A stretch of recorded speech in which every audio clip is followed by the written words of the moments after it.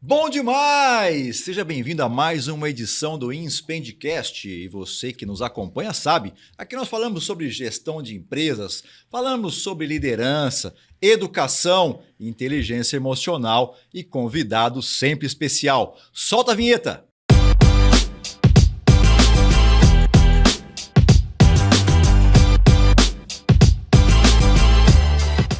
Muito bem, gente. Hoje, olha, vou falar para você, hein?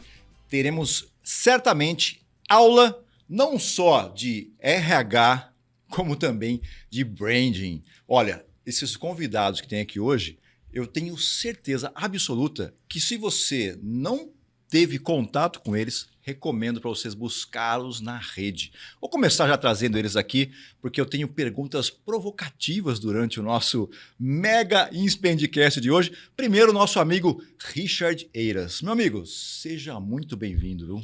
Primeiro, muito obrigado aí pelo convite e gostei da parte aí de provocações, que é isso que a gente vai fazer aqui hoje.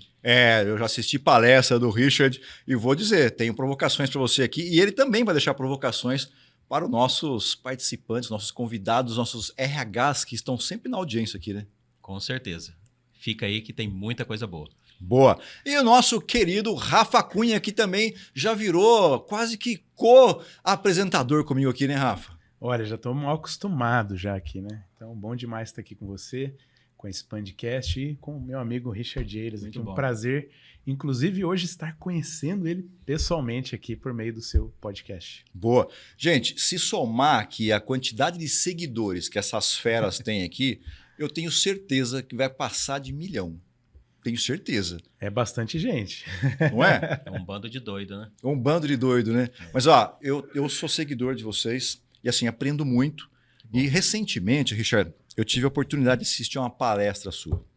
Eu vou até aproveitar e já começar a falar um pouco aqui desse currículo impressionante que você tem, né? Você é um especialista em liderança e RH, que, na minha visão, já é um mega desafio, tanto a liderança quanto a área de RH.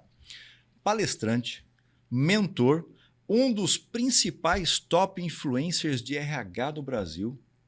E se tem alguém, né, que sabe falar de RH e que tem esse contato, é você. Cara, como que você chegou nisso? Isso é uma pergunta que parece que é um passe de mágica, né? Parece que as coisas elas acontecem do dia para a noite. Eu falo isso começou há pelo menos uns 30 anos atrás, aí, quando eu comecei a entender que o que eu gostava de fazer era ensinar pessoas, né? E aí eu fui dentro dessa trajetória, guiando os meus caminhos, porque eu nasci na área da tecnologia. E aí o pessoal fala, poxa, você era um nerd, né? Você era um binário e agora está lidando com gente, né? Parece algo até estranho. Mas, na verdade, eu entendo hoje que a tecnologia sempre foi o meio que me conectou com gente. E é árduo. As pessoas acham que ser top influencer hoje é uma coisa fácil, né? Acho que é só ir lá no LinkedIn, criar conteúdo, ir no Instagram, fazer um post aqui, um carrossel, arrasta para lá. Não, não é assim. Por quê? Porque a gente está falando de gerar conteúdo que gera valor para a vida das pessoas. E hoje a gente vive num mundo muito raso, né? As pessoas elas viram influencers do dia para a noite e a gente que trabalha com treinamento, com desenvolvimento de pessoas, a gente sabe que tem que ter profundidade, que tem que ter estudo e a gente vai falar muito disso, inclusive, hoje nesse podcast aqui. Sabe que, antes de trazer o Rafa para a conversa, você falou uma coisa que, quando a gente pensa, por exemplo, em ensinar pessoas ou desenvolver pessoas, tem um paradoxo que eu costumo perguntar para as pessoas, que é o seguinte: quem sabe mais, quem escreve um livro ou quem lê um livro? Uma ótima pergunta. Eu diria que quem escreve um livro é a pessoa que provavelmente sabe mais, porque ela vai fazer o quê? Imagine anos de aprendizado, às vezes 10, 15, 30 anos de aprendizado, você compilar em 100 páginas, masterizar em 100 páginas. É um trabalho, tem que ter didática, tem que ter estrutura, não é simplesmente sair escrevendo. Hoje o pessoal vai o quê? Pega lá um conteúdo, joga no ChatGPT, vai lá, escreve um e-book, posta na internet e sai vendendo. Gente, isso não é experiência, né? Eu até brinco com as pessoas, né? E tem muita gente, inclusive, que fala assim, eu tenho 10 anos de experiência. Eu falo, toma cuidado com isso, porque às vezes a pessoa tem 1 ano de experiência, repetido 10 vezes consecutiva. Então não é porque a pessoa tem muita experiência porque ela também tem uma capacidade de entrega muito alta. Então a gente tem que tomar muito cuidado, mas respondendo a sua pergunta, eu diria que quem escreveu um livro tem uma capacidade muito maior do que quem lê. Porque eu conheço um monte de gente, inclusive, que lê vários livros e até agora não aprendeu nada ainda. Eu concordo com você, porque para você poder desenvolver o outro, o tempo que você levou para ganhar conhecimento para poder levar para essa outra pessoa, não é uma pesquisa no ChatGPT, no Google, ou ler um livro, que, aliás, já aproveitando aqui, ó, ganhei 2 livros aqui. Né? O Richard chegou aqui já trazendo 2 livros e a gente aqui no Inspendcast, aqui na Inspend, a gente adora livros, né? Tem um monte de livro na mesa aqui e a gente lê, viu? Isso é bom. A gente lê. Então, te agradeço aqui. Ó, Dar e Receber, do Adam Grant. E aqui, Por que Ninguém Me Disse Isso Antes, da Julie Smith. Muito bom. Sensacional. Já está na lista aqui. Muito bem. Rafa, já apresentei você um monte de vezes aqui, mas eu não tenho como não falar que você é um grande influenciador digital, palestrante também e mentor. Né? Eu vi, inclusive, um post seu, eu não sei se foi esse ano ou no final do ano passado, que você estava num grande evento no Sul também, não foi? Sim. Que evento que era aquele? EAD Summit. EAD Summit. É um evento voltado para polos de universidade à distância. Dando palestra lá. E aí, você é especialista em marca pessoal, social selling, também de aceleração de vendas pelo LinkedIn, né? Conhece pra caramba de LinkedIn. Uma ferramenta que eu até comentei isso em um outro episódio nosso, que eu vejo o LinkedIn como um grande desafio. Não sei nem, né, se na visão do Richard também é desse jeito, porque é muito fácil a gente usar isso no Instagram. Você vai lá, faz uma selfie, né? E se a vida fosse uma eterna selfie, ia ser maravilhoso. Todo mundo sorrindo na selfie, né? É. Todo mundo feliz. Mundo perfeito. Só que quando a gente pensa em um olhar disso para dentro do LinkedIn, não é tão simples, né? Não, é diferente. É diferente porque, primeiro, né, o LinkedIn ele traz a possibilidade da gente conhecer o histórico de uma pessoa. Né? No Instagram, eu estava até comentando com um cliente ontem, ele perguntando para a gente assim, pô, Rafa, eu devo criar um perfil separado, né, um LinkedIn à parte? Eu falei, olha, o LinkedIn ele é único, né? Ele é você. Né? E você, dentro do LinkedIn, você pode ter várias nuances de você. Né? Então, vira e mexe, eu dou mentorias, treinamentos para profissionais e empreendedores e até aspirantes ao empreendedorismo, que são pessoas que estão no mercado de trabalho, mas estão querendo já testar um plano B. E muitas delas esbarram nessa lacuna. Pô, Rafa, eu tenho que criar um outro LinkedIn? Eu falo, não, porque no final das contas, a marca pessoal é o acúmulo de experiências que você tem. Perfeito. Profissionais, competências técnicas, competências comportamentais, insights. E eu gosto, às vezes, de relembrar o meu primeiro artigo no LinkedIn, que foi em 2015. É um artigo, se eu, obviamente, for analisar ele pela ótica de qualidade que eu tenho hoje, eu falo, nossa, que artigo feio. Né? Que artigo, a imagem, pra você ter uma ideia, estava quadriculada do banner do artigo. Mas aquilo é uma honra para mim, porque foi a partir daquele artigo que eu comecei a tomar coragem de contribuir por meio de conteúdo digital dentro da rede. Então, sempre quando a pessoa fala, pô, Rafa, mas não tá legal, eu tô com medo, eu tô com receio, eu falo, não, comece da maneira que você está, tenha coragem de ser imperfeito, e eu acho que o mundo digital hoje nos traz essa carência de enxergar também o que é imperfeito. Então, tenha coragem de ser imperfeito no digital também. E muitas pessoas às vezes ficam criticando, né? Ah, olha o seu post, faltou uma vírgula. Ah, o seu post tem um acento errado. Não, obrigado pelo feedback, mas eu vou deixar. Eu tenho coragem de deixar minhas imperfeições. Então, eu vejo que o LinkedIn ele traz um pouco disso, né? A verdade, sim, de forma autêntica, para que as pessoas entendam ali também que é um ser humano. Não é só ali um influenciador, não é só ali uma persona muito bem posicionada. Então é a verdade pura. Ô Rafa, você fez a ponte para a gente chegar lá até o Richard. Como é que você conheceu? Por meio do LinkedIn. É isso aí. Abriu essa conexão por lá. E olha que interessante, né?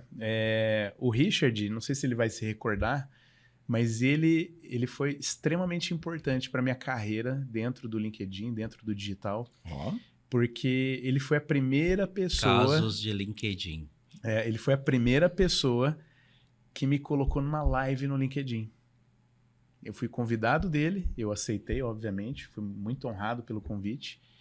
E graças a essa oportunidade que eu tive de live com ele, eu me despertei ainda mais para fazer conteúdos ao vivo no LinkedIn. Então eu já aproveito para agradecer muito essa oportunidade que você me deu O lá. pessoal nem deixou lenço aqui, agora eu vou Sim, chorar de emoção aqui. Pô, é muito bacana, cara. Eu gosto desse tipo de história, né? Porque as pessoas às vezes não conseguem se lembrar de como é que elas se conectaram, né? De onde as coisas se originaram. E a rede social tem um papel tão relevante disso, só que eu vejo que é mais do que só a conexão, né? É a admiração. Porque se você esteve seguindo em algum momento o Richard, porque você admirou o trabalho que ele fez e como influencer, o impacto que você tem na quantidade de pessoas, você tem, né, centenas de milhares de seguidores lá. Quantas pessoas que diariamente, cara, são impactadas pelo aquilo que você está colocando, que é uma coisa que você talvez não consiga nem mensurar, né? De repente você está dormindo e tem alguém falando de você que é quase como se fosse um legado, né?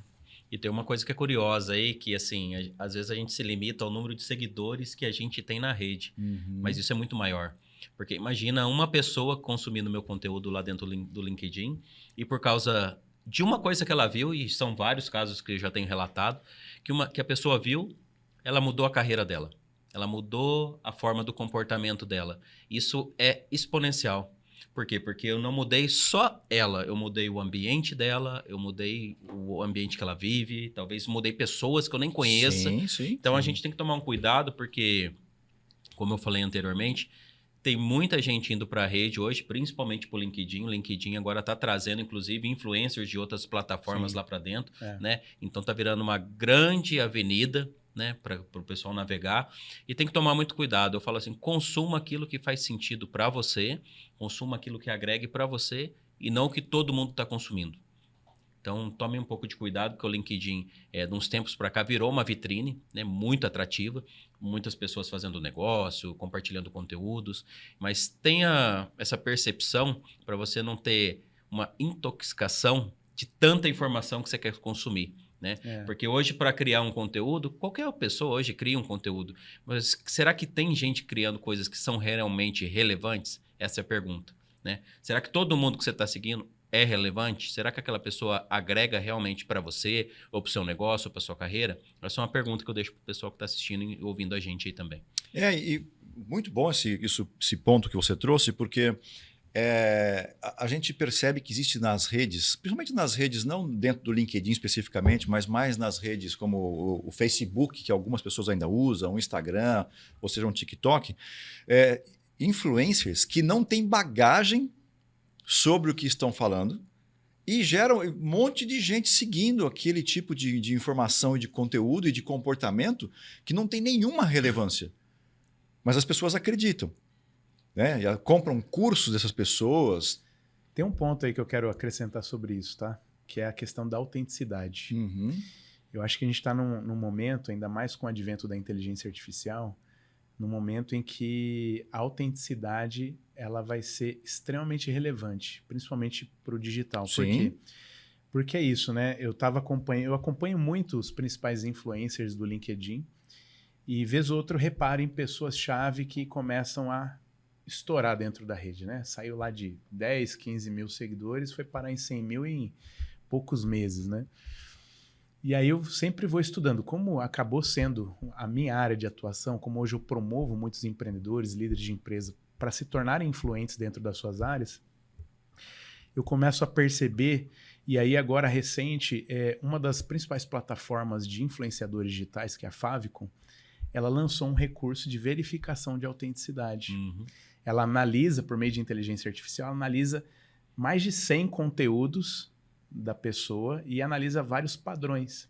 E aí consegue perceber se aquele conteúdo tem muito IA, se aquele engajamento daqueles conteúdos são padronizados, ou seja, podem estar sendo fake e não verdadeiros, e traz ali uma análise também sobre o conteúdo, né? Se aquela pessoa ela só posta conteúdo de inspiração, que é o que eu apelidei esses conteúdos, inclusive, quem está assistindo aqui costuma ver aqueles conteúdos de motivação, né? Seja no LinkedIn, seja no Instagram, eu apelidei esse conteúdo de conteúdo para-choque de caminhão.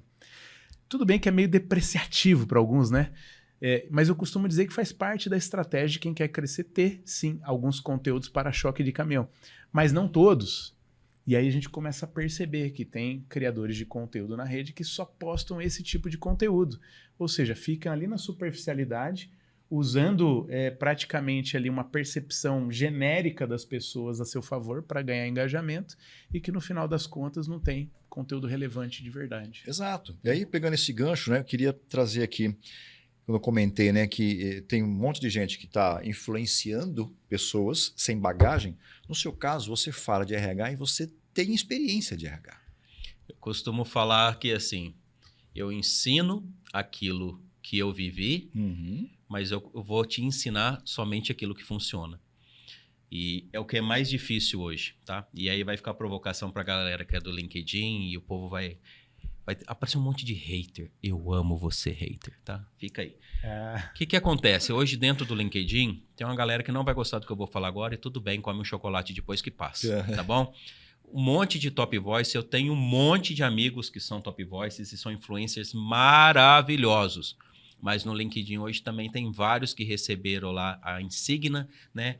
A nomenclatura, que não sabem nada. Inclusive tem top voice de liderança que nunca liderou nada. Não sabe nem liderar ele mesmo, né? Então, assim, até uma vergonha. Tá? Eu não sei quais foram os critérios do LinkedIn, mas tudo bem, não vamos entrar nisso. Mas tem muita gente hoje com selinhos, né? E que não tem conteúdo, que são muito rasos. Eu já encontrei vários, inclusive, em vários eventos, e uma coisa que o Rafa falou que eu vou pegar um gancho nele, a autenticidade. Tomem cuidado, porque tem muita gente que na rede social é uma maravilha. Você encontrou a pessoa no presencial, é outro ser. Né? A pessoa sem a maquiagem digital é outra pessoa. Fala, cara, mas e aquele cara que falava daquele jeito lá na rede social? Cadê ele? Então, tomem cuidado, porque tem imagem sendo criada dentro do LinkedIn, que é uma plataforma que a gente se posiciona, que se você encontrar um dia no presencial, você vai se decepcionar. E esteja preparado, inclusive, para isso. E o nível de conhecimento hoje de algumas pessoas, inclusive, que são, inclusive, influencers no LinkedIn, é baixíssimo. Baixíssimo. Né? Você já deve ter recebido essa abordagem, uma pessoa querendo me vender uma mentoria de liderança. Eu falei, querido, dá uma olhada no meu perfil antes de me vender, né? Então, tomem cuidado, porque assim, o nível não está tão bom quanto era antes. Por quê? Porque a rede está, de novo, ela é atrativa, muita gente faz chegando, negócio, né? muita gente chegando. E quem já está lá há muito tempo, é só continuar fazendo o que sempre fez, tá? Que essa galera, em pouco tempo, eu diria, a verdade ela sempre transparece. Tá? Então, em pouco tempo, essa galera some e desaparece. Manda isso para o recorte, que as pessoas têm que ter isso. Né? É como se eu, por exemplo, fosse o seguinte, eu vou oferecer uma mentoria de inglês para um professor de inglês. Né? É mais ou menos, manda essa para o recorte, para esses caras da rede aí. Você que está aí no LinkedIn e está assistindo esse podcast, ou ouvindo aí, aprende uma coisa. Você tem que ter conteúdo vivido, você tem que ter conteúdo experimentado para poder compartilhar. Não é porque você lê um livro, assistir um vídeo no YouTube que você vai virar influência. E você que consome conteúdo, vai olhar a trajetória desse ser humano, vai olhar a vivência desse ser humano. Você não contrata um neurocirurgião do dia para a noite. Esse cara tem que ter uma formação, o mesmo serve para um gerador de conteúdo. Então, você que está assistindo, vai olhar a ficha aí, a capivara, como a gente fala no interior, da pessoa que você está consumindo conteúdo, porque provavelmente essa pessoa não tem o conteúdo que diz ter. E registra o outro que você comentou também, esse de liderança. O cara querendo vender liderança para você, que, pô... Cuidado, né, Rafa? Cuidado, porque assim, o que mais tem gente na rede social hoje é tentando vender coisa que a pessoa não é especialista. Comigo já aconteceu exemplos, por exemplo, da pessoa querer me vender uma mentoria de liderança, não que eu não pudesse comprar, mas se ela tivesse experiência e tivesse bagagem. Mas uma pessoa que tem 1 ano de experiência numa empresa, só porque trabalha numa multinacional, ela falou, não, eu já sou mentor de líderes. Eu falei assim, me prova. Em 2 minutos acabou a oferta. O cara faz um curso de liderança, acha que virou líder, né? É aquela máxima que assim, faço um curso de coragem, já acho que eu sou corajoso. Né? A pessoa assiste um vídeo na internet e acha que, assim, eu assisti um vídeo fazendo uma comida. No outro dia ela coloca lá, Masterchef, né? Ou chefe de cozinha especialista. Não é assim, gente. É complicado. Não é assim. O marketing, ele dá essa oportunidade, né? para os aproveitadores. O Rafa já falou aqui que é teu fã e tal, e você acha que sua vida vai ser fácil aqui? Não vai não. Né, Rafa? Manda ver. Nós falamos agora há pouco aqui criando o nosso Stories e já começamos com uma pergunta bem provocativa. Manda ver. Né? O RH, ele é um RH que normalmente, não vou generalizar, mas a grande maioria é reconhecido pelo aquele famoso abraçar árvore. Ainda tem espaço para o RH que abraça a árvore? Na verdade, nem teria espaço no passado e nem tem mais espaço nos dias de hoje. Mas o que tem é um RH que ainda é teimoso em seguir tendência. Né? Se você teve lá na minha palestra, você vai lembrar. Tendências é como um buffet de sobremesa. É lindo, maravilhoso, mas se você se entuchar daquilo lá, você vai se adoçar demais, você vai passar mal e aquilo só dura aquele período. Não é todo dia aquela mesma coisa. Eu sou um cara que eu sou muito realista. Eu falo assim, as empresas hoje, cada um faz o que quer. O budget lá da empresa, o orçamento é da empresa, ela faz o que ela quiser com isso. Mas se ela quiser investir isso com responsabilidade, contrate primeiro pessoas que têm bagagem para ensinar aquilo. Né? A gente estava falando muito assim, não é só porque uma pessoa tem conhecimento técnico que ela é bom professor, que ela é bom treinador. Para você ser um bom treinador hoje, você tem que estudar sobre estilos comportamentais, estilos de aprendizado, sobre andragogia, inteligência emocional, enfim, tantas outras coisas aqui. Então, e como criar uma estrutura de ensino que abranja vários perfis diferentes que vão estar dentro de uma sala. Então, não é simplesmente pegar um conteúdo técnico, vamos entregar. Então, infelizmente, o RH hoje ele ainda se inspira e se motiva por coisas que vê no TikTok, coisas que vê no Instagram. Tem uma galera que faz muito sucesso aí de vendendo palestras e treinamentos que não agregam. São muito motivacionais. A gente sabe, a gente estuda sobre isso. A motivação que motiva você é uma coisa, o que motiva o Rafa é outra, o que me motiva é outra coisa. E é muito fácil demais hoje você colocar um grupo de pessoas dentro de uma sala, 40 minutos ali, sai todo mundo endorfinado, todo mundo dopaminado, e chega segunda-feira na empresa e fala, ué, e agora? Nada mudou, né? Como que a gente faz agora? E aquela dancinha que a gente fez? E aqueles quebra-cabeça que a gente montou? E os Lego que a gente criou?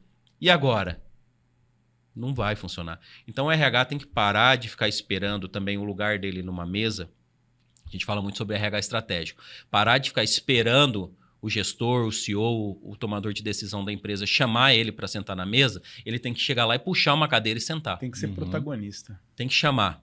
E principalmente, né, parar com esse negócio de florear, esse papo de coach e levar resultado. Porque não existe empresa hoje que sobrevive sem resultado. A empresa ela tem que dar lucro para o seu acionista e ponto. As pessoas não gostam de falar sobre isso, mas é para isso que uma empresa existe. Para gerar lucro para o seu acionista. Aí é desconfortável quando você fala isso. Fala, por quê? Por quê? Porque a gente não tem maturidade de entender que uma empresa precisa ganhar. E para ela ganhar, e se sobrar, ela vai poder dar um aumento, ela vai poder contratar mais, trocar os equipamentos da empresa, investir em outras coisas. Então, a gente precisa ter uma maturidade que o RH ainda não tem. Enquanto o RH continuar essa criança mimada dentro do RH e não olhar aqui o resultado, porque da onde que vem o resultado, primeiro de tudo? Vem de um comportamento ou de uma ação baseado numa consequência que vai acontecer. Simples assim.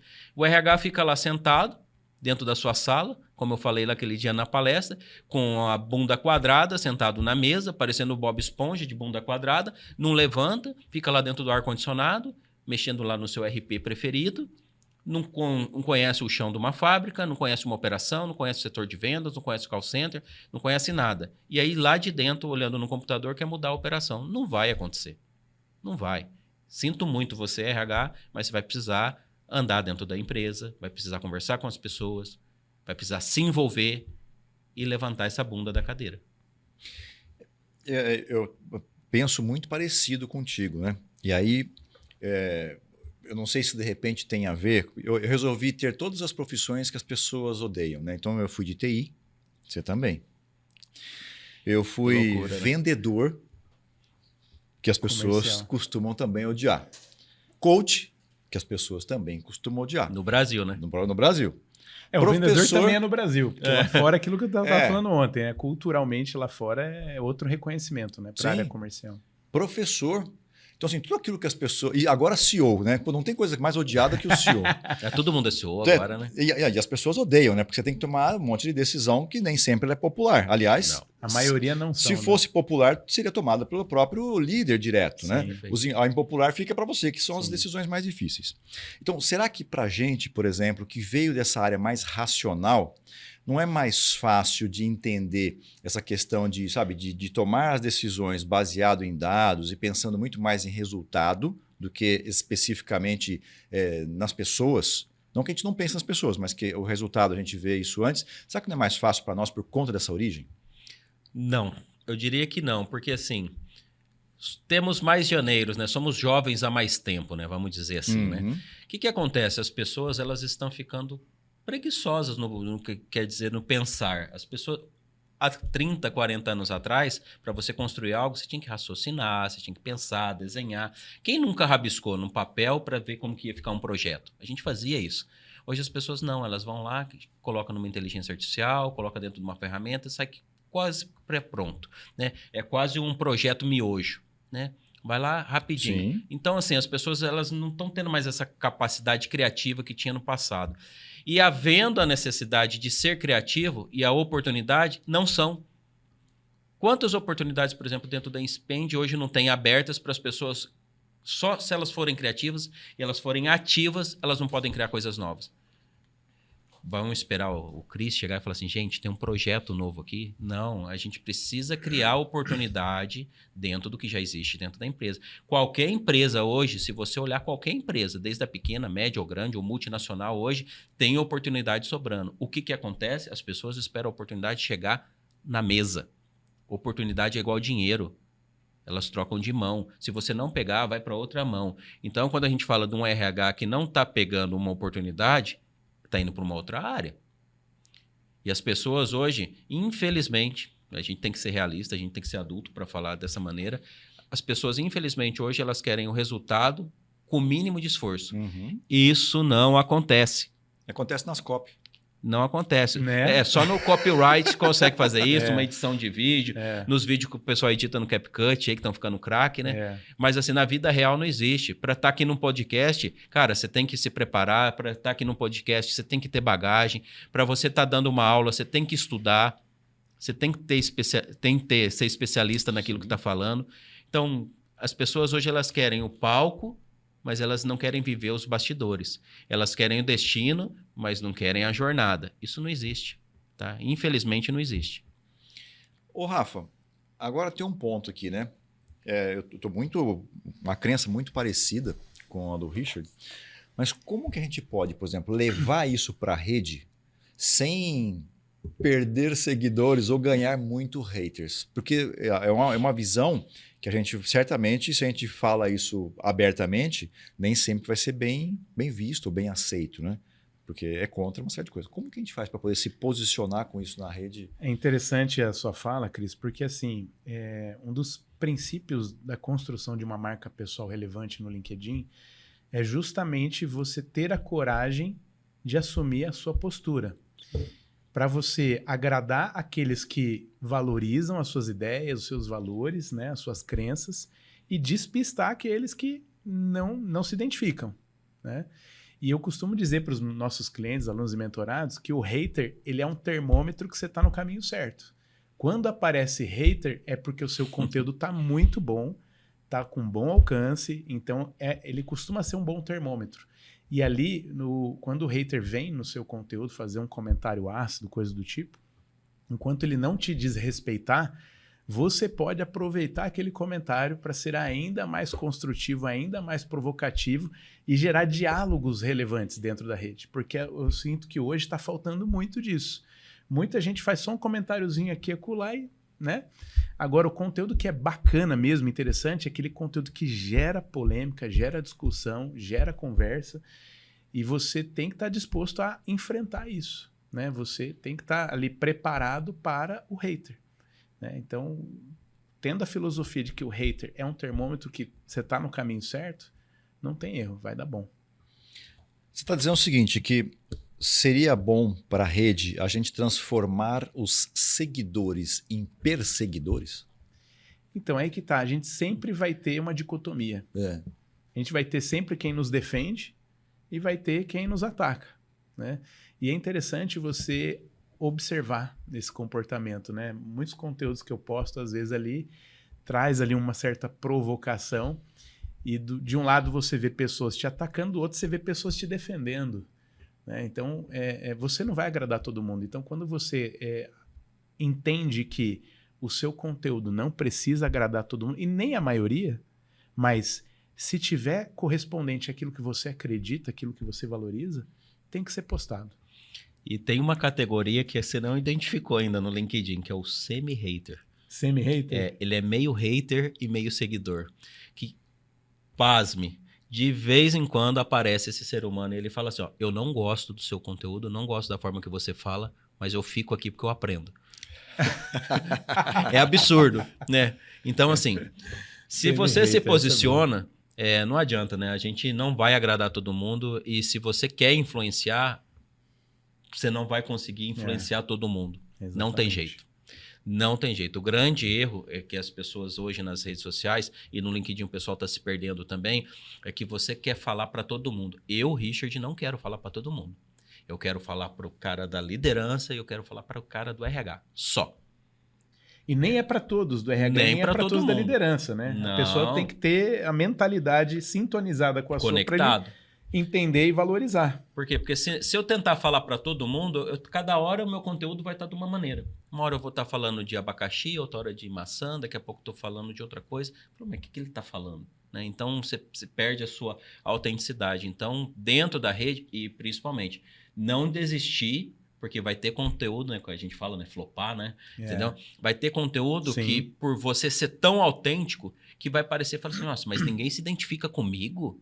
Aí você vai ficar carente, querendo like, querendo comentário, só continua. Porque assim como o Rafa lá no começo, se você olhar meu primeiro conteúdo, cara, provavelmente deve ter erro ortográfico, provavelmente deve ter erro de português, e de verdade, eu não tô nem aí. Autenticidade, pô. Eu vou pra frente. Tá? E vou aprendendo, evoluindo. Até porque quem critica fala assim, eu vi aqui que tem um erro de grafia. Eu falo assim, eu não achei nenhum erro de grafia nos seus posts, porque não tem, né? Então, geralmente, a pessoa que está criticando é a pessoa que não faz. Você pega uma pessoa que um dia for num post seu e comentar alguma coisa ruim, vai lá e visita o perfil dela e vê que conteúdo que ela gera. Ela não gera nada. A única coisa que ela fica enchendo o saco lá no LinkedIn dos outros. Você não bloqueia os caras que ficam enchendo o saco? Olha, de verdade, às vezes eu estou a ser sarcástico, sabe, com alguns, porque esse pessoal, na verdade, pro LinkedIn, né, pro algoritmo, eles fazem bem, porque eles trazem engajamento. Então, o algoritmo entende que eles trazem discussão, as pessoas comentam. Sim. Agora, o que não admito é falta de respeito, assim, porque assim, tanto no digital quanto no presencial, a gente não pode aceitar a falta de respeito. Então, a pessoa faltou com respeito, ela ganha um bloqueio e ela vai ser bloqueada mesmo, sem justificativa. Faltou com respeito, vai ser bloqueado, não tem problema nenhum. Mas eu diria, tem alguns que são haters até de estimação. Sim. Né? Parece que todo dia ele tá lá, ele visita o perfil todo dia, ele deixa lá sua raivinha todo dia e tá tudo bem. Ele tá dando aquilo que ele tem. E a gente continua dando aquilo que a gente tem, que é conteúdo.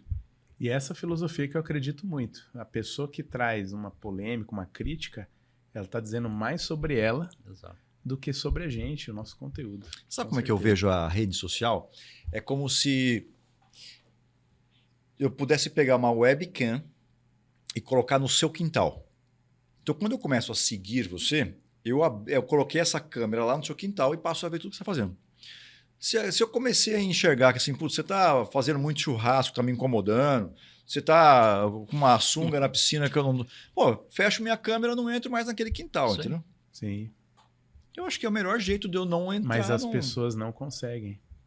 Elas têm que criticar. Elas têm a necessidade, né, de se sentir percebidas e ser percebidas de uma maneira que, assim, pô, eu vou te incomodar, aí você me percebe e você me dá atenção, né? É necessidade de autoafirmação. Muitas pessoas têm essa dificuldade de estima, né, de autoestima, e às vezes ali na rede social é uma maneira delas... Olha quantas vezes, por exemplo, dentro de um treinamento, você não tem uma pessoa lá que ela fala assim, eu discordo. E tá tudo bem, tá? Então, assim, você tem duas possibilidades. levar isso para um lado pessoal, Uhum. e isso virar um conflito, Sim. né? O que é ruim, né? E partir talvez por um confronto, que aí vai ficar mais pessoal ainda, tá? Ou você trazer a pessoa para me traga mais informações porque você discorda. Queria aprender com você. Então, cabe nós, né, temos inteligência de saber filtrar isso, organizar isso e também não transformar toda discussão, né, toda pergunta que fizer também. Muitas vezes a pessoa só não concorda porque ela tem um ponto de vista diferente, né? A mesma pessoa olhando para um objeto de outro lugar, ela tem um prisma diferente. Sim. Então ela está vendo uma coisa que eu não estou vendo. Então, Pode dentro ser um de... ponto cego, né? Então, dentro de um treinamento, às vezes a pessoa fala, não concordo. Eu falo assim, legal, me explica. Então, assim, a gente tem que ter essa humildade também, que a gente não sabe tudo. Seja no presencial ou no online, a gente não sabe de tudo. Então, às vezes a gente faz um post, a pessoa vai lá e discorda. Ó, isso aqui tem um outro embasamento, isso aqui tem um outro assunto que fala sobre isso, que você não abordou. Legal, agradece, aprende. Então, tem que ter essa humildade. E as pessoas dentro do LinkedIn, elas vivem também no mundo de Alice, né? Elas sobem num pedestal, eu sou top isso, sou top aquilo, e parece que ela nunca erra. E quando alguém vai lá e critica, nossa, parece que quebrou o pezinho de cristal, né? Então, toma cuidado, porque você que influencia, você tem que se colocar no lugar de aprendiz com uma boa frequência. Sim. Né? Hora a gente está ensinando e hora a gente está aprendendo. E eu aprendo demais com as pessoas que vão no meu perfil e comentam, aprendo demais com as pessoas que vão lá e criticam, que agregam informações. Às vezes um post meu é desse tamanho, aí uma pessoa vai lá e faz um comentário. O comentário dela vira um outro post dentro do meu post, de tanta informação que ela agregou. Então isso que é interessante. Show de bola. Na palestra sua que eu tive lá, você estava falando sobre o RH caviar. Nossa, é o que mais tem. Não é? Como é que era o tema completo da palestra? Era RH... RH Caviar não sustenta a empresa com fome de resultados. Perfeito. Você nunca teve, por exemplo, numa palestra, que eu imagino que você leva isso para diversos lugares, para diversas empresas, né? Para ouvir a quantidade de agenda sua lotadíssima, tá dando treinamento de um monte de lugar e palestra de um monte de lugar. Você nunca teve, de repente, alguém que levantou a mão e ficou bravo e quis se manifestar e criticou? Não, ainda não aconteceu. Por quê? Porque geralmente quando eu vou fazer um treinamento ou uma palestra, né, eu faço o quê? Eu pergunto para a pessoa ou para as pessoas que estão participando Se você pode. se eu posso. Então, quem já estudou um pouquinho sobre neurociência sabe que quando a gente pede permissão, a partir dali você me dando autorização sobre aquilo. Sim. Então, estou te contando esse truque, inclusive, tá? Então, assim, por quê? Porque você não consegue ajudar o outro se ele não quiser. Então, se a pessoa fala assim, ó, eu não quero, levanta e vai embora. Ah, Richard, mas foi a empresa que contratou. Tudo bem, mas vai ser dessa maneira. Por quê? Porque a minha abordagem, ela não é motivacional. E eu deixo claro desde o começo. Eu falo, eu não vim aqui para fazer dancinha, eu não vim aqui para cantar música, a gente não vai abraçar árvore, a gente não vai colocar tapetinho de EVA no chão para ficar meditando, a gente vai falar as verdades que alguém não quer falar para você. Você concorda? Concordo. Eu já declinei de cliente, porque o cliente falou assim, Richard, eu quero te contratar para uma palestra motivacional. Eu falei assim, não sou eu.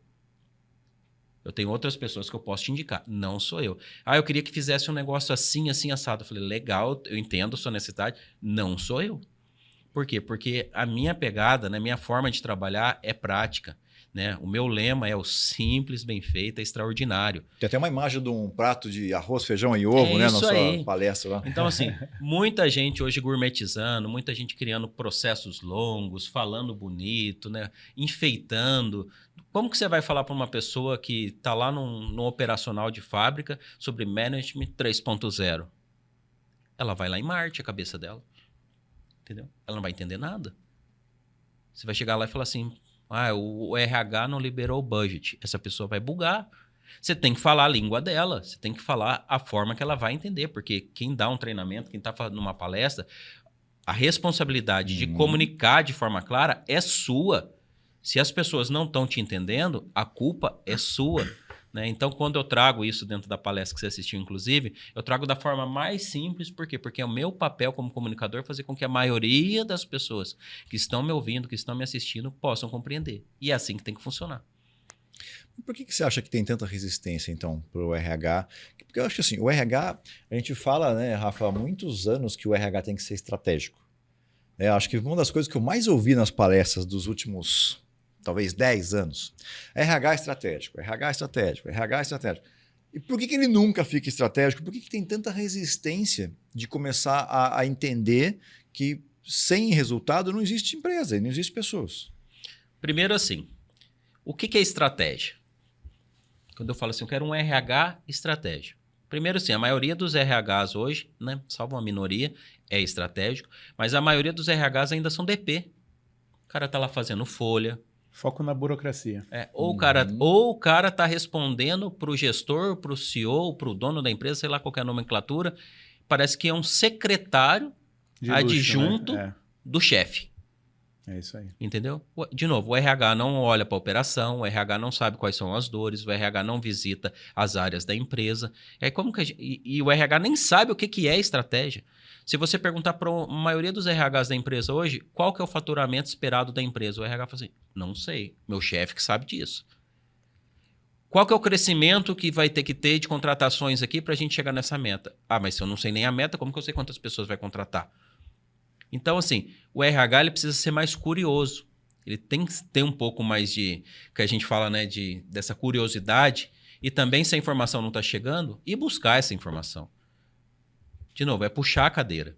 E o RH hoje, é muito fácil falar que o RH tem que ser estratégico, mas o RH não sabe nem o que é estratégia. Então, a primeira coisa que eu falo, você que está assistindo aí, RH, puxa uma cadeira, depois desse podcast, com o seu gestor e fala para ele assim, cara, eu quero entender mais sobre para onde a nossa empresa está indo. Perfeito. Eu quero saber, nos posicionar. próximos 6 meses, 1 ano, o que a nossa empresa vai fazer, quanto ela vai crescer, quanto ela vai faturar, o que eu, como área de recursos humanos, posso colaborar para esse resultado que você acabou de me mostrar. É só isso. É assim que começa uma conversa estratégica. Como eu, com meu conhecimento, posso colaborar? Que conhecimento que eu preciso adquirir para ajudar a fazer isso aqui acontecer? Gente, é simples. Mas o RH precisa se movimentar em busca dessa informação. Essa informação ela não vai chegar na mesa dele, numa pastinha, né? Ou no e-mail, simplesmente assim. Ele tem que buscar também. Posso trazer uma provocação? Claro, bora. Eu acredito que existe também uma questão de cultura brasileira, né? O país, o Brasil, ele é ele tem muita burocracia, penso eu, para o RH, né? Então, você tem várias questões legais, é o famoso passivo trabalhista gigantesco e que, de certa maneira, se tornou, na minha visão, a grande responsabilidade hoje do RH de cuidar, porque tem que evitar do cara entrar no Ministério do Trabalho, danos morais, não sei o quê, né? Tem a questão agora do NR1, NR sei lá das quantas, eu nem entendo muito, né, dessas questões técnicas, né, mas são muitas obrigações legais, né, que o RH tem que, de certa maneira, conduzir, fazer a gestão disso, de certa maneira.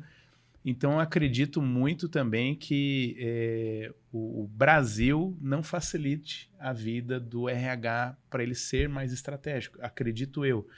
E aí, não sei se a alta liderança talvez tenha que ter essa consciência de falar, pô, peraí, eu preciso dividir esse fardo, né? Peraí, tem que ter o fardo da burocracia, talvez até pensar, né, em dividir lideranças dentro do RH para que ele consiga ter o RH estratégico, digamos que isolado para ser estratégico. Penso eu, não sei, Richard, E uma provocação para ti. E uma coisa importante também, né, no Brasil de forma geral, a maioria das empresas, né, as pequenas e médias principalmente, uma pessoa do RH é a equipe do RH. Então, antes que o RH que está assistindo ou ouvindo a gente fale assim, nossa, só falaram mal do RH. Não, agora eu vou te defender. Isso. Porque a maioria dos RHs, das pequenas, médias, talvez até das grandes aí, é uma pessoa, no máximo 2 pessoas para fazer tudo. Tudo. Até para comprar o chocolatinho lá na Páscoa, é o RH que tem que fazer a cotação. É tudo. Entendeu? Então, aí eu quero que o RH seja estratégico, mas eu não dou condições para ele ser estratégico. Então, muitas empresas, principalmente empresas familiares, o RH ele não tem autonomia para comprar um cartão na papelaria para entregar no dia do aniversário. Deixa eu fazer uma pergunta baseada nisso. Vamos imaginar o seguinte. Vamos imaginar que a Inspend. A Inspend quer, então, fazer um encontro de liderança para planejamento do próximo semestre. Show. O RH poderia ser, por exemplo, a área responsável por isso, não só pelo organizar o evento, né? E a gente percebe, por exemplo, que é muito comum o RH está muito mais preocupado com a hospedagem no café da manhã do que com o conteúdo e com as coisas que vão ser feitas com a lá. burocracia, novamente, né? Então, seria um papel do RH pensar, por exemplo, quais são as ferramentas que vão ser usadas? Sei lá, se vai usar um SWOT? Seria um papel do RH organizar esta parte também? O RH pode colaborar e ajudar muito em relação a isso. Por quê? Geralmente RH e marketing se juntam para fazer grandes eventos. É assim que funciona dentro de qualquer empresa, né? Ou até nas pequenas também. Mas eu diria assim, como que eu chego hoje para o Cris e falo, Cris, eu quero fazer um movimento aqui, quero fazer um evento dentro da empresa, me dá tanto aí do orçamento que eu quero fazer isso. Cara, a não ser que você seja um cara muito bonzinho, você sai dando orçamento para todo mundo. Não é assim que funciona. Eu vou fazer um evento e qual que é o ROI que você vai trazer com esse evento? Qual que é o retorno que você vai dar? Você quer o quê? Você quer engajamento? Você quer melhoria? Você quer o quê? Porque evento por evento, a gente tem que ter intencionalidade nas coisas. Fazer evento por evento, porque agora é época de festa junina, vamos fazer festa junina. É só por isso? Não. Qual que é o indicador desse evento que você vai fazer? Tem que ter um bendito do indicador, gente. Perfeito. Indica a dor. Qual que é a dor que está acontecendo agora dentro da Inspend? Eu não sei, talvez não tenha nem dor. Mas talvez você só queira melhorar o engajamento. Talvez você queira trazer uma parte de um grupo que nem engaja tanto para dentro desse evento. Então, tem que ter uma intenção dentro de um evento. O problema é que a maioria das empresas hoje faz evento de forma aleatória. Aí vamos reunir o pessoal, vamos comprar o melhor bolo, a melhor bebida, vamos trazer o melhor músico para cantar aqui, mas não é assim. Qual que é a intenção com isso? O que eu vou ter de ROI? O que eu vou ter de retorno sobre esse investimento? É engajamento? É redução de rotatividade? É felicidade no trabalho? Enfim. Quero aumentar as vendas do próximo semestre. Ótimo. E isso passa pelo RH ou é a área de vendas e marketing que tem que pensar nisso? Ou CEO, sei lá. RH tem que estar conectado. RH tem que estar conectado. Tem que estar conectado. Se não tá errado. Entendeu? Tá errado. Por quê? De novo, como que o RH vai ser estratégico se ele não sabe quanto a área de venda precisa vender? Não vai. E quais os gaps, né? Pô, qual o gap de talento? Qual o gap de skill que existe essa força de vendas? Se o RH ele é estratégico, ele precisa entender e trabalhar programas de desenvolvimento dessa galera de acordo com o que elas têm de gap. Então, é o famoso assessment, né? Então, vamos fazer um assessment para aquele cargo, né? Competências comportamentais e técnicas que aquela pessoa precisa. E aí, foi diagnosticado lá que, ela precisa ter um pouquinho mais de determinação, proatividade. Aí, obviamente, o RH tem que pensar que treinamento, que tipo de programa de desenvolvimento que eu posso fazer com que aquela pessoa trabalhe essa skill que está faltando nela. Será que é possível trabalhar? Será que não? Tá, então, se essa pessoa não pode trabalhar, aonde que ela pode trabalhar que essa skill que ela está em gap não faça tanta diferença? Então, talvez esse conjunto de ações estratégicas com o recurso humano cabe mais ao RH do que um gestor daquela área, que só está enxergando as skills que ele precisa, não é mesmo? Quer ver o pessoal ficar louco agora comigo? Quer ver? Nossa. Convenção de vendas, né? Geralmente é um evento grande, num lugar bacana, né? Às vezes chique, com muita bebedeira do pessoal, inclusive. Qual que é a intenção? Uma grande festa dessa, com um grande evento? É só comemorar? Tem um monte de... Eu sei até a linha que você vai. Entendeu? E eu concordo com você que você vai falar. É só comemorar? Não. Por quê? Se for só comemorar, talvez não faça tanto sentido assim.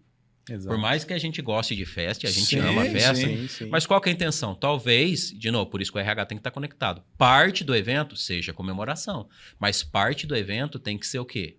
Como que a gente pensa numa estratégia para construir o pós esse evento aqui para a gente manter a saúde da nossa área de vendas. Porque a maioria dos eventos hoje, convenção de vendas, é simples comemoração, show, música e muita bebida, bagunça. E tem um fator importante sobre convenção, sobre uma reunião como essa, que eu acredito que é muito importante para qualquer área de vendas, é trabalhar muito a competitividade dessa galera.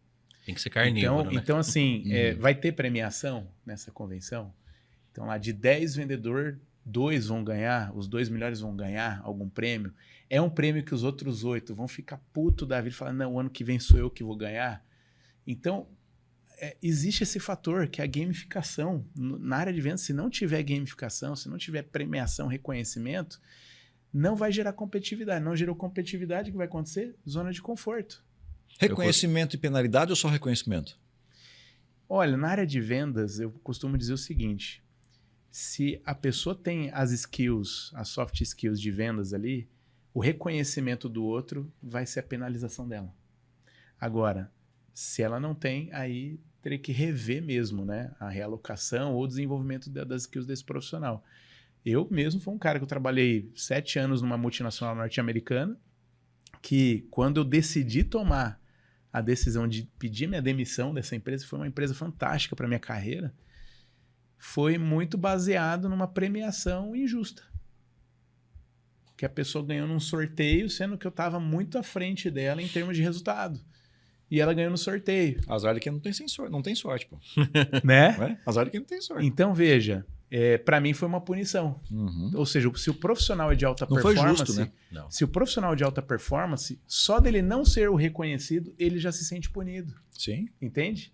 E não tem jeito. Se ele não se sentir punido, é porque ele não está com as skills de vendas. Ele precisa. Eu costumo falar que a desenvolver. área de vendas, o pessoal tem que ser carnívoro. Se você colocar uma pessoa herbívora na área de vendas, não vai funcionar. Não vai Porque funcionar. a pessoa tem que ter. São áreas diferentes. Fome. Tem que ter fome de fazer resultado, fome de vender. Sim. Ah, Richard, mas aí vai ter competitividade. Algumas áreas da empresa, como de vendas, tem que ser assim. Entendeu? Diferente de uma área de projetos, que a gente tem que ser colaborativo, de uma área de desenvolvimento, de inovação, que tem que ter colaboração, senão não sai nada, não funciona. A área de vendas é diferente. Então, a gente também tem que tomar muito cuidado, e aí conectando isso com o RH, porque às vezes a gente quer praticar as mesmas regras dentro de todas as áreas da empresa, né? Desigualdade é querer tratar todo mundo de forma igualitária. Toma cuidado com isso, senhor RH. Toma cuidado. A mesma cultura, a gente está falando de cultura da empresa, legal, cultura da empresa é uma coisa, mas toma cuidado, porque cada área se comporta de uma maneira. Sim. Áreas são colaborativas, áreas são mais competitivas, então não adianta porque lá na área de projetos o pessoal colabora, na área de vendas vai colaborar. Você vai podar, vai fazer uma área de vendas bonsai, vai podar todo mundo, é isso que vai acontecer. Como, por exemplo, você falou da equidade, né? Não dá para você ter equidade de metas. Exato. Não dá, né? Tipo, ó, vocês vão ganhar iguaizinhos, mas para ser, né, para fazer equidade, a sua meta é menor que a sua. Não faz sentido. Não dá. Não dá. Tem coisa que você tem que ter noção de que vai dar errado, pô. E aí você comentou da NR1. Recentemente eu estive numa palestra em Brasília e um diretor do Banco do Brasil estava apresentando o programa deles, dessa NR1, né, baseado nessa saúde mental dos colaboradores, né, da responsabilidade que as empresas têm. Ele fez a palestra, eu fiquei sentado de frente com ele e eu sou um péssimo participante de palestra sua, eu fui bonzinho. Que eu costumo ficar ali, eu quero... É que não me perguntaram depois se podia fazer pergunta, porque eu sempre quero fazer a pergunta. Né? E aí ele apresentou tudo, um programa bem estruturado do Banco do Brasil.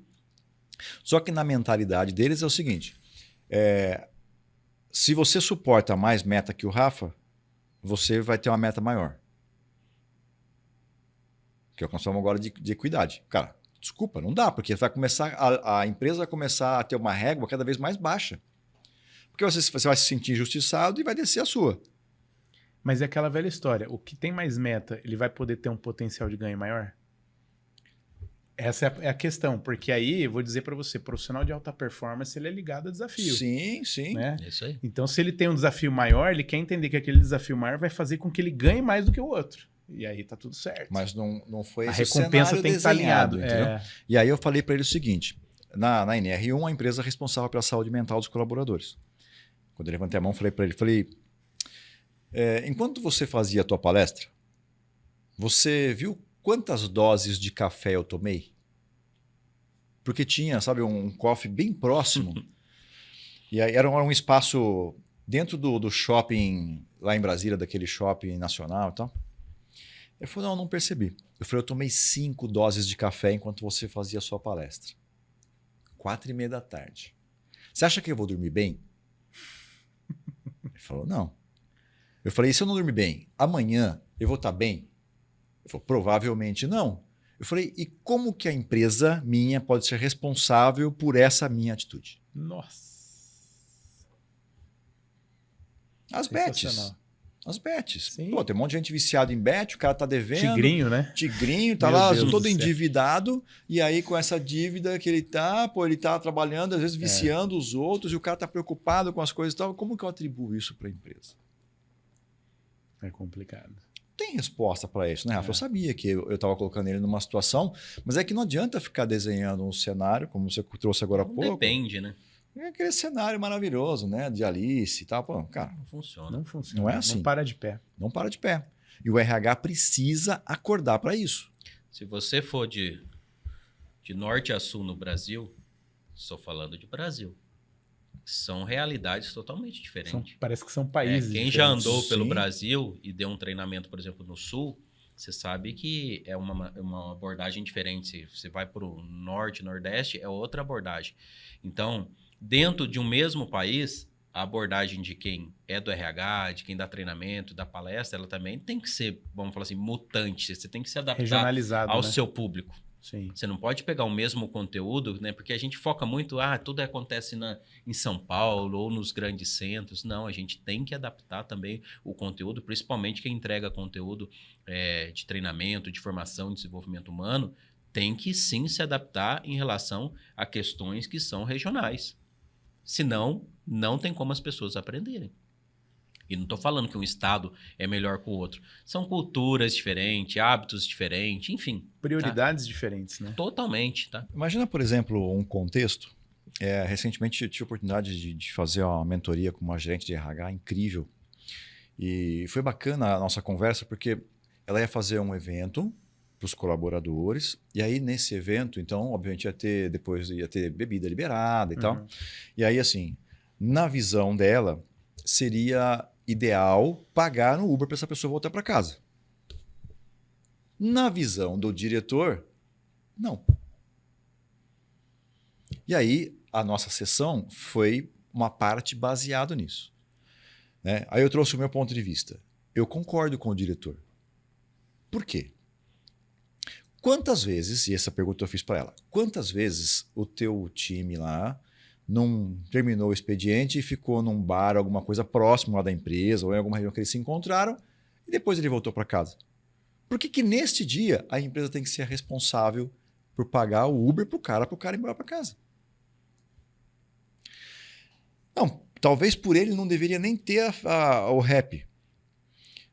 Porque assim, o RAP tem o objetivo de integração.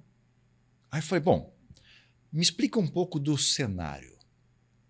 Não, o cenário é o seguinte, é o bar de um hotel, tem um monte de gente e tal. Eu falei, tem barulho? Não, é barulhento.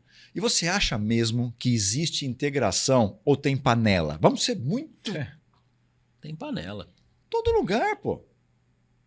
A gente tem a cultura da empresa, e aí você tem algum ecossistema ali, você tem suas microculturas, cara. Cada departamento tem a sua ilhas, cultura, né? suas ilhas. Cada departamento tem a sua. Então a gente sabe que naquele evento você vai ter as panelas. Não é porque vai ter a integração. Será? De novo, tem intenção? Ao menos que você organize alguma coisa para que no happy hour seja um happy formal e não informal, de forma que assim, pô, vamos interagir, então obrigatoriamente vai ter que ter uma pessoa de cada time em mesas diferentes. Entra em né? dinâmicas, Isso. exatamente. Não é? Porque do contrário, cara, vamos ser honestos, não vai acontecer. De maneira alguma. Mas como convencer o RH? E aí nessa mentoria nós falamos sobre isso e foi bacana. Ao término, ela falou assim, pô, a gente sonha que idealiza uma coisa, mas o que acontece depois ali É diferente. é diferente. E tá tudo bem, só precisa ter a consciência, né? Para não achar, de repente, pô, meu diretor está sendo muito carrasco, muito duro com isso, quando na verdade, pô, é assim que funciona. Não sei se você concorda com isso, mas... Assim, é o que eu falei.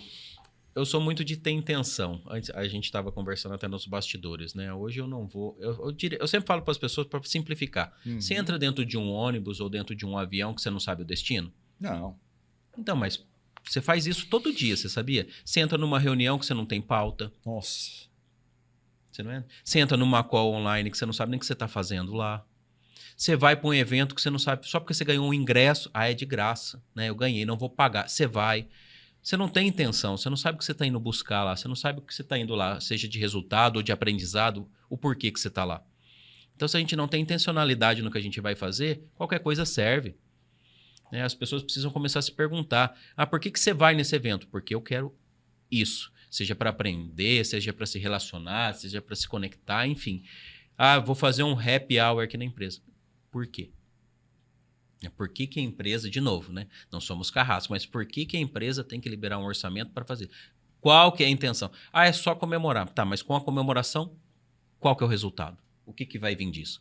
Né? Não pode simplesmente o pessoal ir embora e amanhã chegar todo mundo aqui que tomou de pirona, que tá com todo mundo com dor de cabeça. É só fazer os né? 6 porquês, né? Até o 6º porquê você vai encontrar se faz sentido ou não, né? O problema é que a gente começou a fazer as coisas, de novo, parece que a gente precisa ser bonzinho. Cara, a gente não tem que ser bonzinho, a gente tem que ser bom. Boa. E ser bom desagrada. É isso mesmo. Entendeu? Seja só bonzinho na sua empresa que você vai ver sua empresa ir pro buraco. Sim. Entendeu? Exato. A hora que você olhar lá, vai ter um tracinho na frente, tudo o resto, tudo em vermelho. Entendeu? A gente precisa ser bom, e ser bom tem que ter intenção, tem que ter coerência, tem que saber o porquê das coisas. E aí, de novo, parte de uma galera vai ser desagradada quando você fizer isso. Sim. E tá tudo bem. Isso não acontece em casamento. Você banca tudo o evento para o ser, e tem ser que chega e ainda fala mal do seu casamento, da sua festa, do seu evento, do comes e bebes. Isso não vai acontecer numa empresa? Poxa. Você falou de intenção, né? Eu gosto muito da programação neurolinguística, e tem uma provocação que vem que ela diz que a intenção da pessoa também tem uma intenção. Sim. É a intenção da intenção. Né? Boa. Dá um exemplo. Uma profissional que eu fiz mentoria, que ela é uma grande executiva do Santander. Aí ela estava dizendo assim, que ela mandou um e-mail para o diretor que estava acima dela, avisando que ela estava pedindo para a pessoa de uma área de prospecção fazer um trabalho X. E que aquilo deu um baita de um ruído. Pô, cara, por que vai dar ruído um negócio simples desse? Porque a pessoa que era da área de prospecção ficou incomodada. Eu falei para ela, mas qual que foi a sua intenção? Ela falou, a minha intenção é aumentar o volume de clientes que a gente vai poder gerar de lead. Eu vou poder falar com mais clientes. Eu falei, mas qual foi a intenção da sua intenção? Ela falou, não estou entendendo. Como assim a intenção da minha intenção? Se você tinha isso como objetivo, por que você mandou e-mail para o diretor? Porque eu queria que ele soubesse que eu estou fazendo isso. Então, a prospecção, ela é algo... Ela foi o veículo. É o meio, né? Exato. Que é a diferença da missão e do propósito, né? Não é? E tem muito disso, né? Tentar identificar isso é um... As pessoas têm uma dificuldade muito grande porque, como eu treino líderes, né? Eu dou treinamento, principalmente o meu público-alvo são líderes. Tem uma matéria que eu não aprendi na escola, não aprendi na faculdade, não aprendi nos MBAs e talvez elas devessem estar lá, que é sobre autoconhecimento. Uhum. As pessoas, elas sabem, hoje dentro das empresas, elas sabem muito mais sobre as pessoas que trabalham, às vezes, com ela, do que sobre elas mesmas. Então, eu costumo sempre falar assim, não dá para curar se você não tiver curado. Boa. Não dá. Então, como que eu vou ajudar uma pessoa? Até no meu treinamento eu falo sobre 3 pilares da liderança. É a autoliderança, lidera no relacionamento e depois você vai liderar nos negócios. Uhum. O problema é que a gente quer começar pelo telhado. Não funciona. Né? Você chega com um cara aqui na empresa totalmente quebrado. Entendeu? Então, você precisa ter autoconhecimento, relacionamento e aí depois nos negócios. Só que as pessoas elas não aprendem sobre isso e muita gente vai terminar suas carreiras nas empresas sem saber que precisava disso. E, inclusive, eu falo, se dentro de um treinamento hoje, principalmente de liderança, não tem uma partezinha lá que está falando sobre aquele ser humano chamado o líder, e a gente está falando sobre níveis de consciência, sobre autoconhecimento, tá? E aí não é papo de coach, tá? O treinamento vai falhar. Eu queria até aproveitar esse gancho e perguntar para você, Cris. A Spend ela é especialista em T&D, educação corporativa, principalmente utilizando tecnologia de ponta para médias e grandes empresas que desejam, né, ter trilhas de desenvolvimento, né? Como que você tem observado nas grandes empresas que, por exemplo, a Inspend atende, essas trilhas, né? Existem hoje trilhas que trabalham esse autoconhecimento dos líderes e, em cima disso, traça desenvolvimento para eles? Como que isso impacta na liderança, né, deles ali junto dos subordinados? Os subordinados têm também alguma oportunidade de trilha de autodesenvolvimento? Como que é isso hoje na sua observação aí do mercado pela Inspend? Excelente, Rafa. Agradeço você pela pergunta, porque a gente, inclusive lá no próprio evento do RH Summit, eu estive num painel, a gente estava debatendo isso lá no painel. Tem algumas coisas que a gente percebe de resultado, e aí para quem está vendo a gente, nós temos mais de 47 milhões de conclusões de cursos no nosso LMS. Caraca, é muita coisa. O que isso traz para a gente? Muita informação de resultado. Não é algo do tipo, né, de repente só li num livro ou alguém... Não. Eu tenho ali a comprovação dos dados de como acontecem as coisas. Boa. Então, alguns clientes, por exemplo, a gente percebe que quando ele vai lá e coloca... E olha só que doido isso, hein? Curso, por exemplo, de inteligência emocional ou algumas coisas ligadas a soft skills como curso obrigatório, que teoricamente não é, né? O hard skill costuma ser obrigatório. Você coloca um curso de soft skill como obrigatório, essa pessoa aumenta o engajamento dela na plataforma e passa a buscar mais conhecimento. Olha que top. Porque ela desenvolve um novo skill nela, que é o de buscar esse autodesenvolvimento. Despertar, né? Ela se despertou. Exato. E aí o que a gente entrega para ela para contribuir? A gente tem um assessment próprio, né, que é o InSkill. Boa. Como é que funciona o InSkill? Diferente do DISC e do MBTI, que eu gosto muito do DISC, acho o DISC fantástico, apesar de ter algumas ressalvas, de 1920. 28. Acho que o MBTI é de 28, mas os dois estão na mesma década, né? Tem um monte de história, tem um documentário bacana, cara, sobre o MBTI e sobre o DISC, chamado Persona. Ele ficou disponível de 2021 até 2023 na HBO e depois eles tiraram do ar. Era meio polêmico, porque um cara se matou porque ele não conseguia ser contratado, porque os assessments, como diz que MBTI, rotulam a pessoa. Sim. Você é isso, né? Você é D, você é alto I. Então, eu não tiro a validade desses assessments, eu acho eles bacanas, porque eles são comportamentais, mas o InSkill trabalha na camada da competência. Então, não importa se você é D, se você é I, S ou C, tem competência dentro que eu preciso desenvolver em você. Perfeito. Certo? Imagine, por exemplo, que você pegue um vendedor técnico, o cara com alto C e é vendedor. Você vai demitir o cara? Não vai. Mas você contrataria ele na entrevista antes, sabendo que é para uma vaga de vendas, um cara alto C? Depende como que tiver definido lá na descrição do cargo lá. Se o RH só olhar isso, ele vai falar assim, não deu match, corta. Exato, porque o cara não se comunica de repente direito, né? De repente o cara é introvertido. E tem um estudo que diz que 25% das pessoas do mundo são introvertidas. E desses 25%, menos de 50% teve sucesso. Ou seja, então uma pessoa que é introvertida, ela vai ter mais dificuldade. Mas o fato dela ser introvertida, então eu não posso melhorar ela? O InSkill trabalha nisso, vai identificar exatamente o nível de dominância das competências daquela pessoa e você consegue ser mais assertivo na entrega do treinamento. Olha. Legal. Você pode ser mais personalizado. Ou seja, entrar numa trilha sob medida. Exato. Então, aqui na Inspend a gente trabalha desse jeito, a gente olha desse jeito, porque eu tenho informação suficiente para tomada de decisão. Você vai para um treinamento, por exemplo, de vendas, tem algumas competências que são obrigatórias, como, por exemplo, comunicação, negociação, persuasão. Aí, pega um cara da tua competência que dá aula dos temas e fala que está numa trilha obrigatória para você. Qual que é o engajamento? Eu ensino isso daí, você vai querer que eu faça esse curso que vai levar 2 horas, às vezes 3 horas. Né? Ou vai pôr numa sala de aula e o cara fala, vendas, eu querendo tirar pedido, ou sei lá o quê, e aí você vai me colocar para ficar aqui ouvindo esse cara. Além de, às vezes, ele estragar o treinamento, Sim. né? Porque ele vai querer mostrar que sabe mais. Vai desengajar, né? Exato. Então, para isso, a gente usa os dados que traz muito mais embasamento para as coisas, entendeu?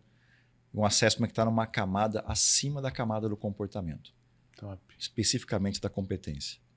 Sensacional. E aí, eu sei que você faz um trabalho grande, né, de consultoria com essas empresas, mapeamento. Talvez eu vou deixar até um convite para você. A parceria depois. nascendo aí. Eu acho que vale a pena, cara. Acho que vale a pena, show. porque você consegue mostrar para o teu cliente a grande diferença. Nós fizemos um trabalho para as 2 maiores empresas de cosméticos no Brasil. As 2 maiores. Não vou falar o nome delas aqui, porque você já sabe quem são. E foi interessante que, após a análise, elas são muito diferentes.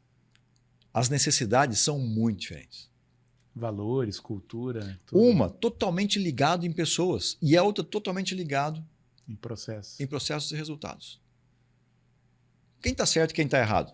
Tem muito certo e errado. É a cultura. A questão é assim, cada um. a cultura que você está seguindo aqui está levando você para onde você quer?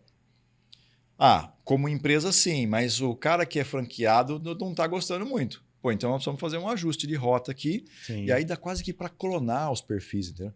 Porque assim, pega então o desenho daquele cara que está tendo um baita de um resultado positivo e sucesso e vamos colocar então a trilha específica para esse cara, para ele chegar no mesmo nível daquele outro, entendeu?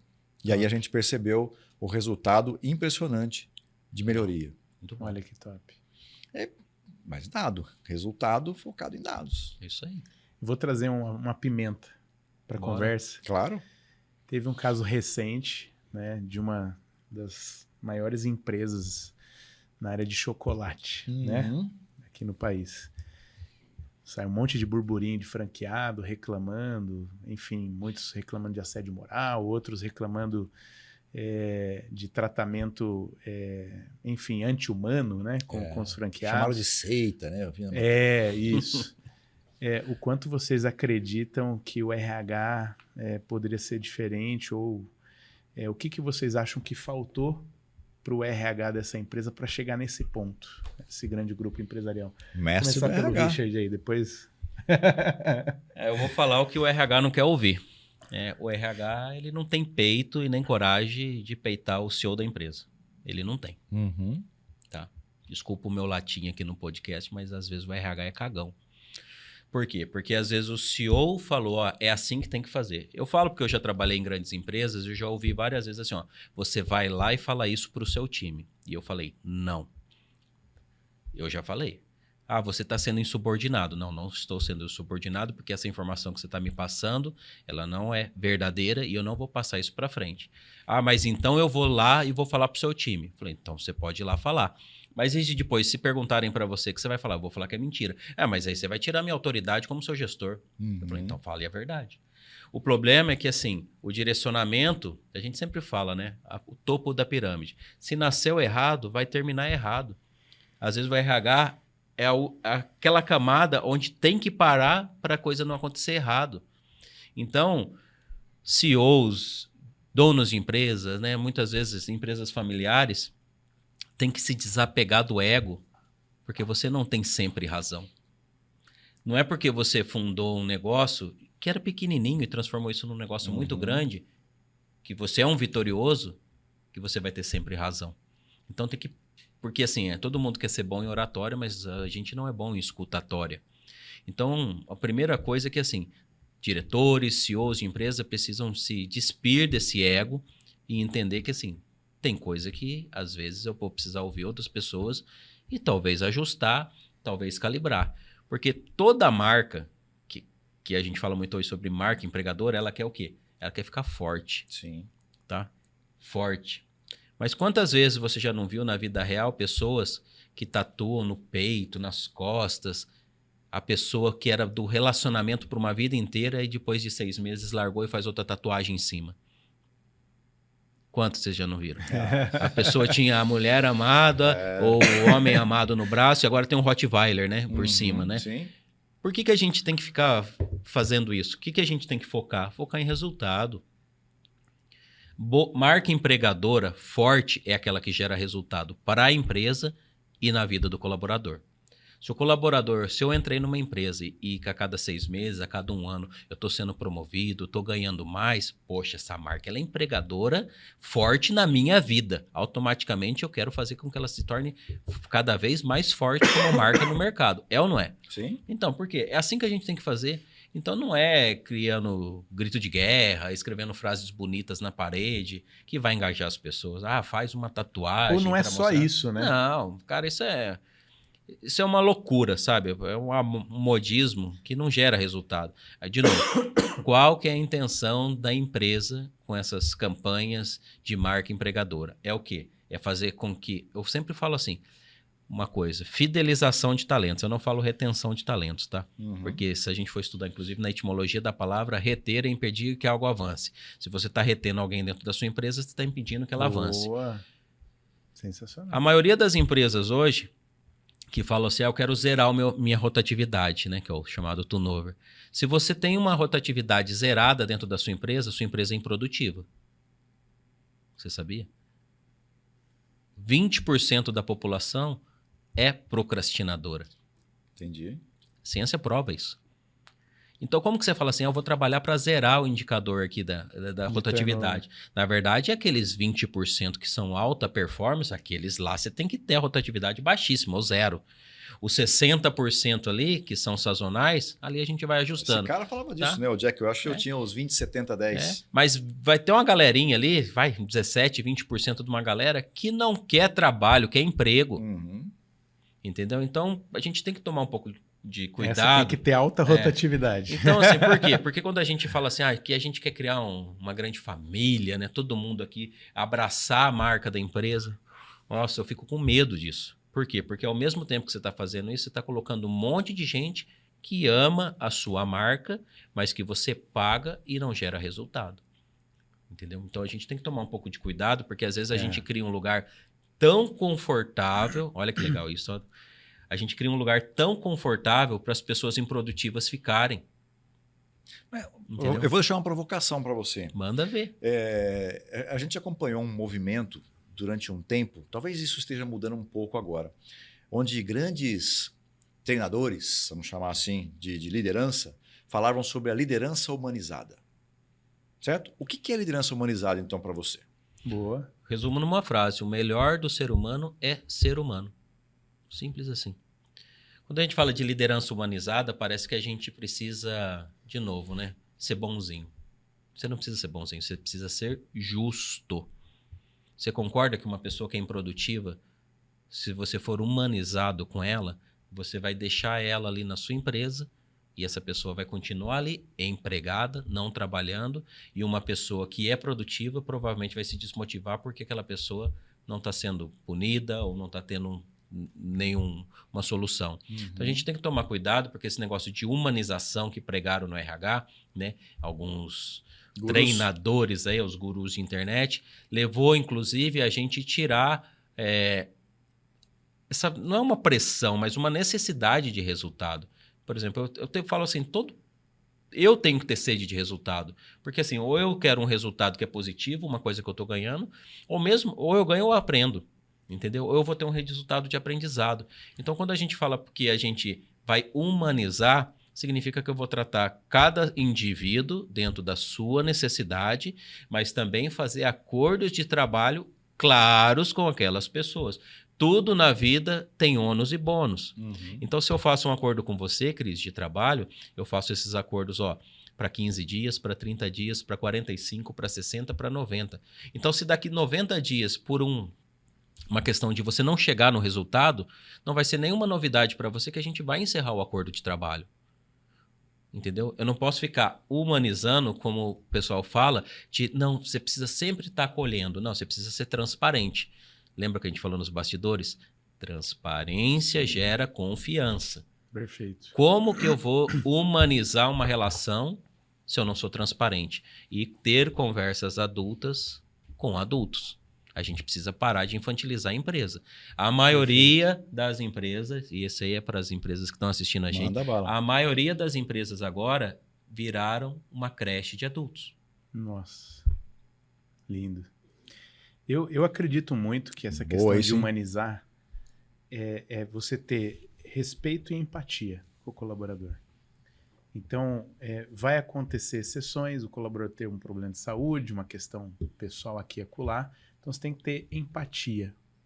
E você nunca pode desrespeitar o ser humano, né? Colocar ele numa situação, né, onde afete ali a reputação. Então, eu acho que esses 2 limiares ali é o que garante, digamos, que uma liderança humanizada. Partiu dali, é resultado, é processo, é entrega, é acordo, é isso que você bem falou. Então, é competitividade sim, e eu acho que essa é a preocupação que eu acho que as empresas têm que ter na hora de falar de liderança humanizada.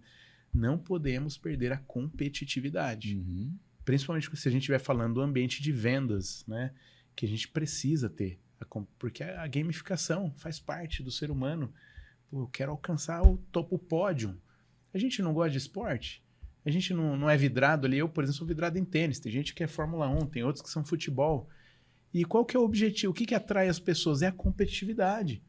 Então não adianta, a gente não pode fazer com que a liderança humanizada acabe com a competitividade da empresa, dos colaboradores. Eu vou fazer uma analogia aqui, nem sei se todo mundo vai entender, mas eu gosto muito de cruzar algumas coisas do nosso mundo corporativo com o que está escrito na Bíblia e não por uma questão de religião.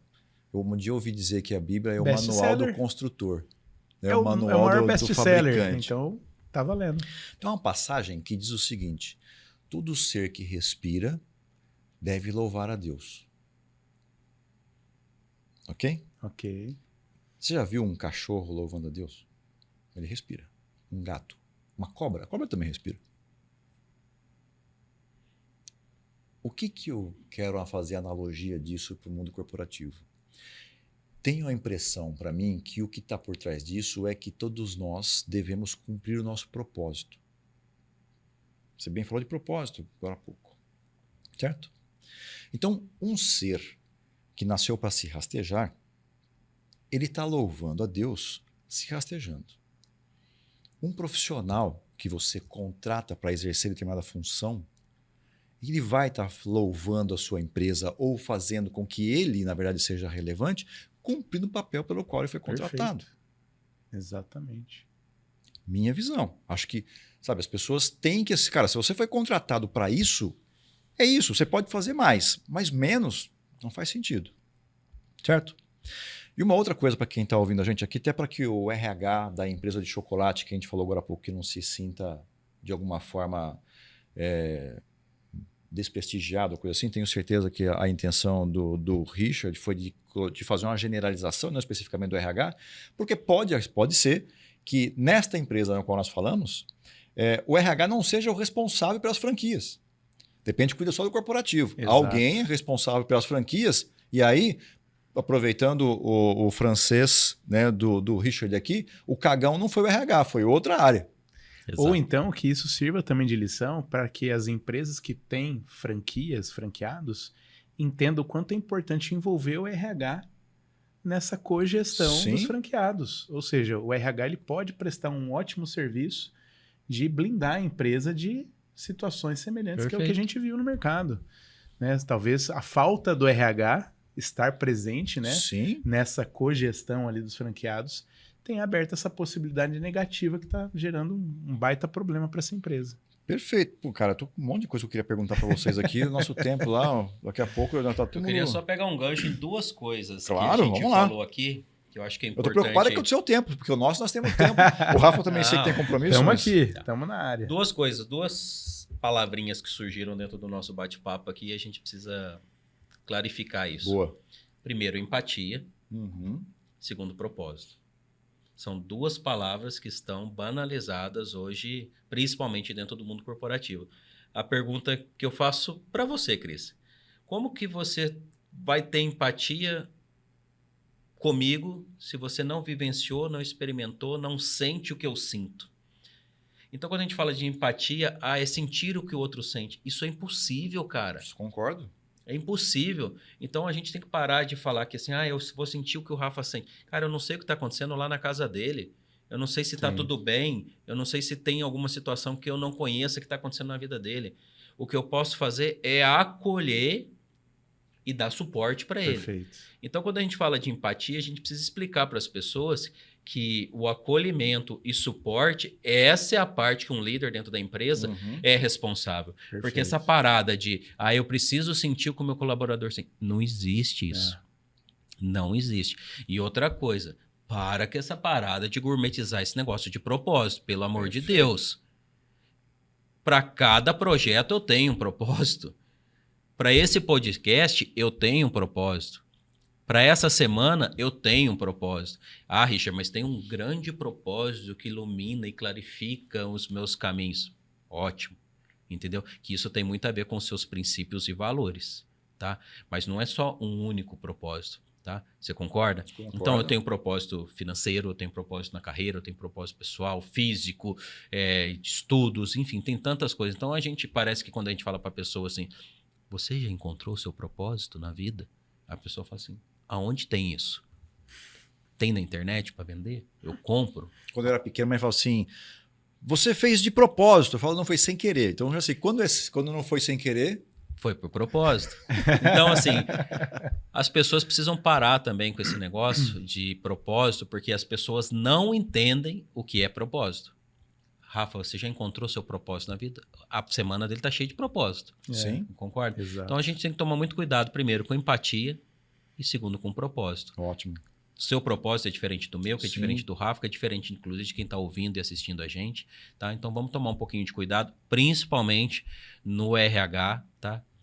Gourmetizando aí, como eu sempre falo, né? Falando muito sobre líderes empáticos. Líderes com propósito. Líder com propósito é líder que dá resultado. E deixa eu só aproveitar esse gancho, né? Eu tenho um exemplo que eu gosto muito de usar. Pensa assim, Richard, você acordou hoje de manhã para vir para cá, 4 horas da manhã, que veio nos dar a honra, né, Rafa, de vir de tão longe para poder estar com a gente aqui. Eu vou arriscar dizer que eu tenho certeza absoluta que você acordou de manhã e você não deu aquela espreguiçada e falou, que vontade de dar lucro para a minha empresa hoje. Tenho certeza que você não fez isso. Por quê? O teu propósito é, de repente, passar mais tempo com a tua família, dar conforto para ela, dar segurança para ela, de repente ter um carro novo, de repente ter um apartamento novo, fazer uma viagem. O propósito não é o de dar o lucro para a empresa, mesmo a gente sendo dono dela. Que aquilo, na verdade, é um veículo. Exato. É o meio, né? Exato. A empresa é o meio pelo qual eu realizo o meu propósito. Top. E aí, certo? A empresa tem um propósito dela. Se eu realizo o propósito dela, através disso eu vou realizar o meu. E eu vou acrescentar uma situação aí. No momento da minha carreira, eu comecei a perceber que o que me realizava era quando eu transformava a visão de muitas pessoas. Uhum. Então, eu estava até dando uma masterclass no último sábado, né, para alguns empreendedores. E aí uma pessoa perguntou, pô, Rafael, mas eu tô com medo de não dar tempo de eu conseguir fazer nesse prazo que você falou do curso e tal. Eu falei, olha, fulana, uma coisa você pode ter certeza, eu não costumo deixar ninguém para trás, porque o que mais me realiza é ajudar as pessoas que confiam no meu trabalho. Sim. Então, vira e mexe, eu tenho mentorado que às vezes investe lá alto para contratar minha mentoria, e às vezes não faz 30% da mentoria. Aí do nada passa ali 6 meses, já passaram anos às vezes. A pessoa, Rafael, pô, perdi a mentoria. Eu falei, perdeu não, cara. Você tem 10 sessões, agenda a quarta, cara. Não tem essa. Não era o seu momento de continuar ali, tá tudo certo. Então, o meu propósito hoje do meu trabalho é atuar com pessoas que querem uma transformação que eu possa ajudá-las a alcançar. Se a transformação que elas buscam é visibilidade, autoridade dentro do seu nicho de atuação e com isso, obviamente, isso impactar em prosperar o seu negócio, é ali que eu quero estar. Eu sou testemunha disso, tá? A A gente é cliente Sim, seu, né? A gente percebe exato. o quanto você busca alternativas para que aquilo... E ontem, inclusive, a gente estava junto, né? E foi engraçado, porque quando eu fui reparar no horário, já era 7 e pouco, né? Então, assim, eu me entrego de uma maneira e é onde eu me realizo. E aí, é difícil falar para mim, pô, peraí, Rafa, o seu propósito... Cara, eu tô realizando meu propósito. Eu tô no lugar onde eu gosto de estar. É a sua intenção. É a minha intenção. Isso. E aí, quando eu vejo que eu gerei valor para a pessoa pegou uma perspectiva que ela não estava enxergando e aquilo, de certa maneira, vai levar ela para um próximo nível, é ali que eu me realizo. Então, esse é o meu propósito, por exemplo. Ó, eu deixava ficar o dia inteiro com vocês aqui, mas eu vou fazer mais uma pergunta aqui. Posso? Boa. Manda Manda bala. ver, pode fazer quantas quiser, hein? Para os dois, tá?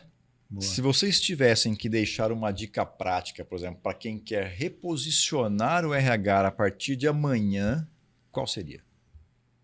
Começa aí, Richard. Vai lá. Faça o simples bem feito. Só isso. Deixa no recorte isso daí. Eu vou fazer a pergunta de novo para no recorte. Se você tivesse que deixar uma dica prática para quem quer reposicionar o RH a partir de amanhã, qual seria? A dica que eu dou para o RH é muito prática. Faça o simples bem feito. Só isso. Boa. Sensacional. Rafa, quer acrescentar algo aí? Eu acrescentaria o seguinte, o RH, ele tem que, antes dele tomar alguma decisão, acredito muito no seguinte, que tudo tem que ser balizado de forma congruente com a missão, valores e visão da empresa. Então, se está difícil para o RH tomar uma decisão, pega a cartilha, né? E seja congruente com a missão e valores e visão da empresa, porque um colaborador ou um potencial colaborador, ele comprou isso quando ele entrou. Né? E o que eu mais vivenciei na minha carreira de 24 anos no meio corporativo foi a falta de congruência da empresa rezar uma cartilha e executar algo, às vezes até antagonista à cartilha que existe dentro da empresa. Então, quer começar bem, com o pé direito, RH? Relembre diariamente ou semanalmente qual é a missão, quais são os valores e qual é a visão da empresa e que suas decisões estejam congruentes àquilo. E aí eu garanto, tenho certeza que ninguém vai poder falar um A do RH porque ele está seguindo a cartilha. Você sabe que tem um livro de inteligência emocional do Daniel Goleman, que eu gosto muito, mas a minha interpretação, pelo menos, é de que ele te ensina a colocar as coisas embaixo do tapete. Tem um outro livro chamado Agilidade Emocional, da Susan David, que ela tem uma técnica que ela te ajuda a resolver aquilo que ficou embaixo do tapete. E ela chama de NASA, que é para você nomear a sua emoção, depois aceitar ela, ou seja, não briga com ela, depois você sai dela, ou seja, pensa em outra coisa, e depois o A final é o A de agir. E ela fala que se você agir de acordo com os seus valores, esse demônio não volta mais a te incomodar. Mas se você agir contra os seus valores, lá na frente você vai se cobrar e isso volta, né? Vai de novo incomodar Top, hein? as suas emoções. Eu costumo falar que eu quebro regra, mas eu não negocio princípios e valores. Perfeito.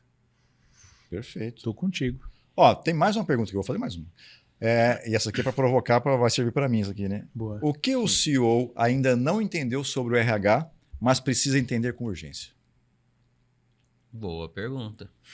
Primeiro de tudo, o CEO ele precisa entender que ele é substituível, tá? Eu sempre falo, se você não... Pô, eu agarro a minha cadeira aqui e falo, não, ninguém me tira daqui.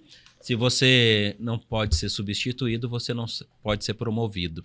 Aí a pessoa fala assim, mas eu sou o CEO da bagaça, que eu sou o cara. Mas como que eu vou ser promovido se eu já sou ele? Eu falo, cara, você vai ser promovido para um outro lugar onde você vai poder gerar outros negócios, você vai ter outras estratégias para o negócio. Só que se você ficar sempre à frente...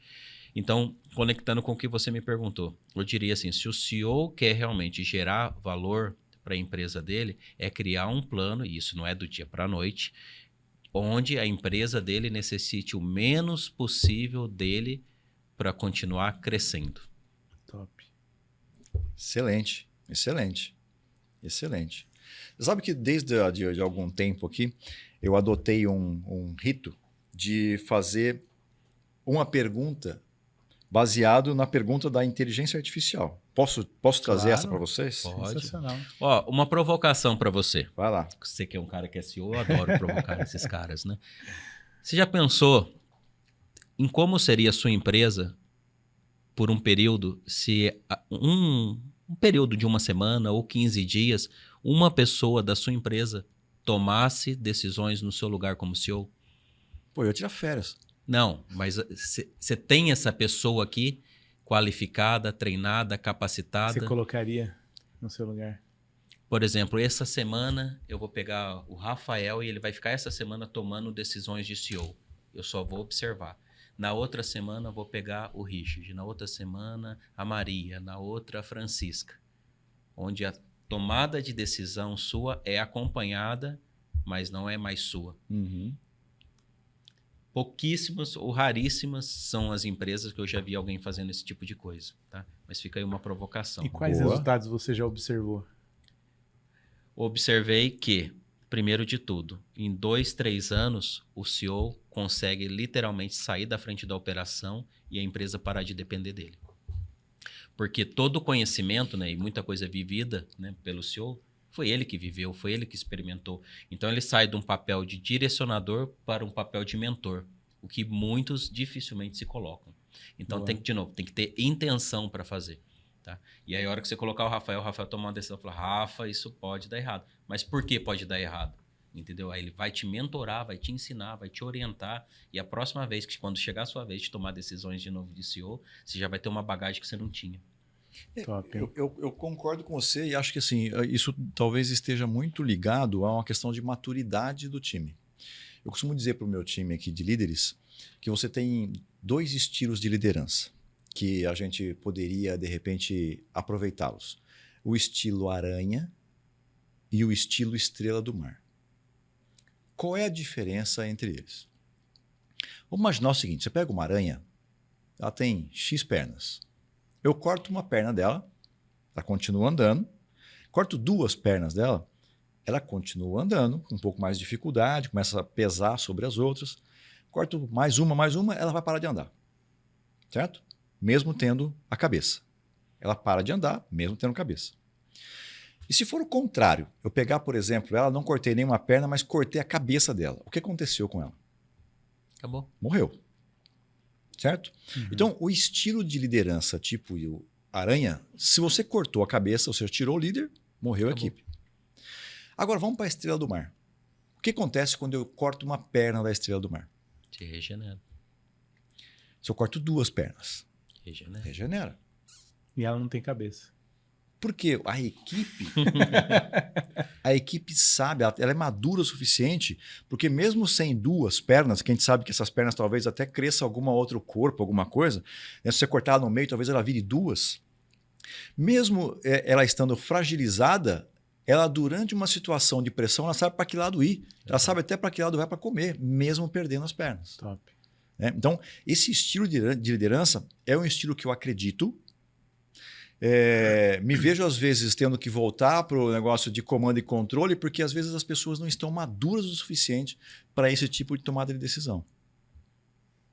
Que é uma provocação difícil para a gente sentar na cadeira. Porque você fala assim, pô, tá aqui. Ó, Rafa, eu vou te deixar a garrafinha de água aqui e a sua caneca aí, tá bom? E aí, enquanto você não coloca água, o cara não bebe. Bem isso. Então, eu gosto dessa analogia, sabe? Da aranha e da estrela do mar.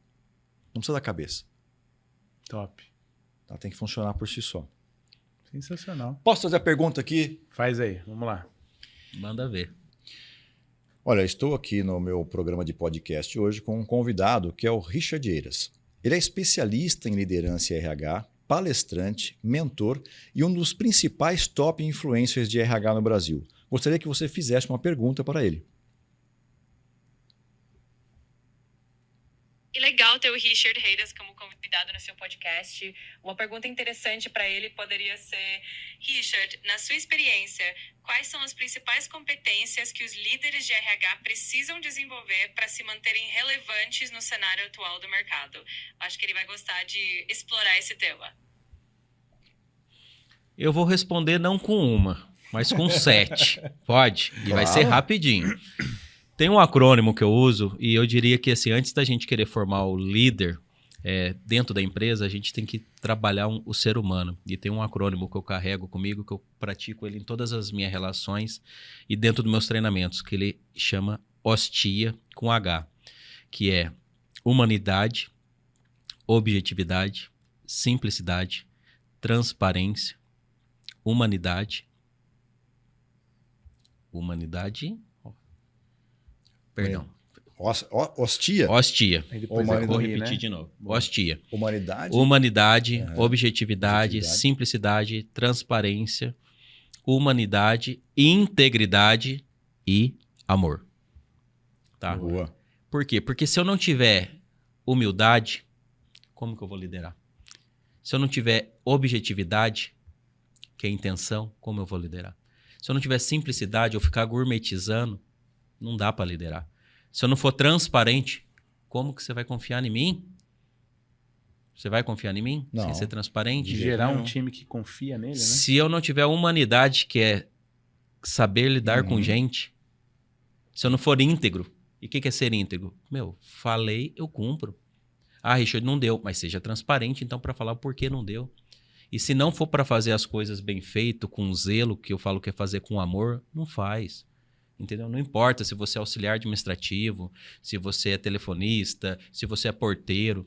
Façam as coisas com amor. E fazer com amor é fazer com zelo, fazer com cuidado, fazer com presteza. É simples assim, tá? Então eu diria que esse acrônimo responde à pergunta que a IA me fez aí, que é um acrônimo que são 7 habilidades que não só para o líder, mas para o ser humano que quer ser um bom ser humano nesse nosso planeta aqui. Excelente. Rafa, bora? Bora? Então vamos lá, vamos fazer uma pro Rafa agora. Bom, também recebi aqui no podcast o Rafael Cunha.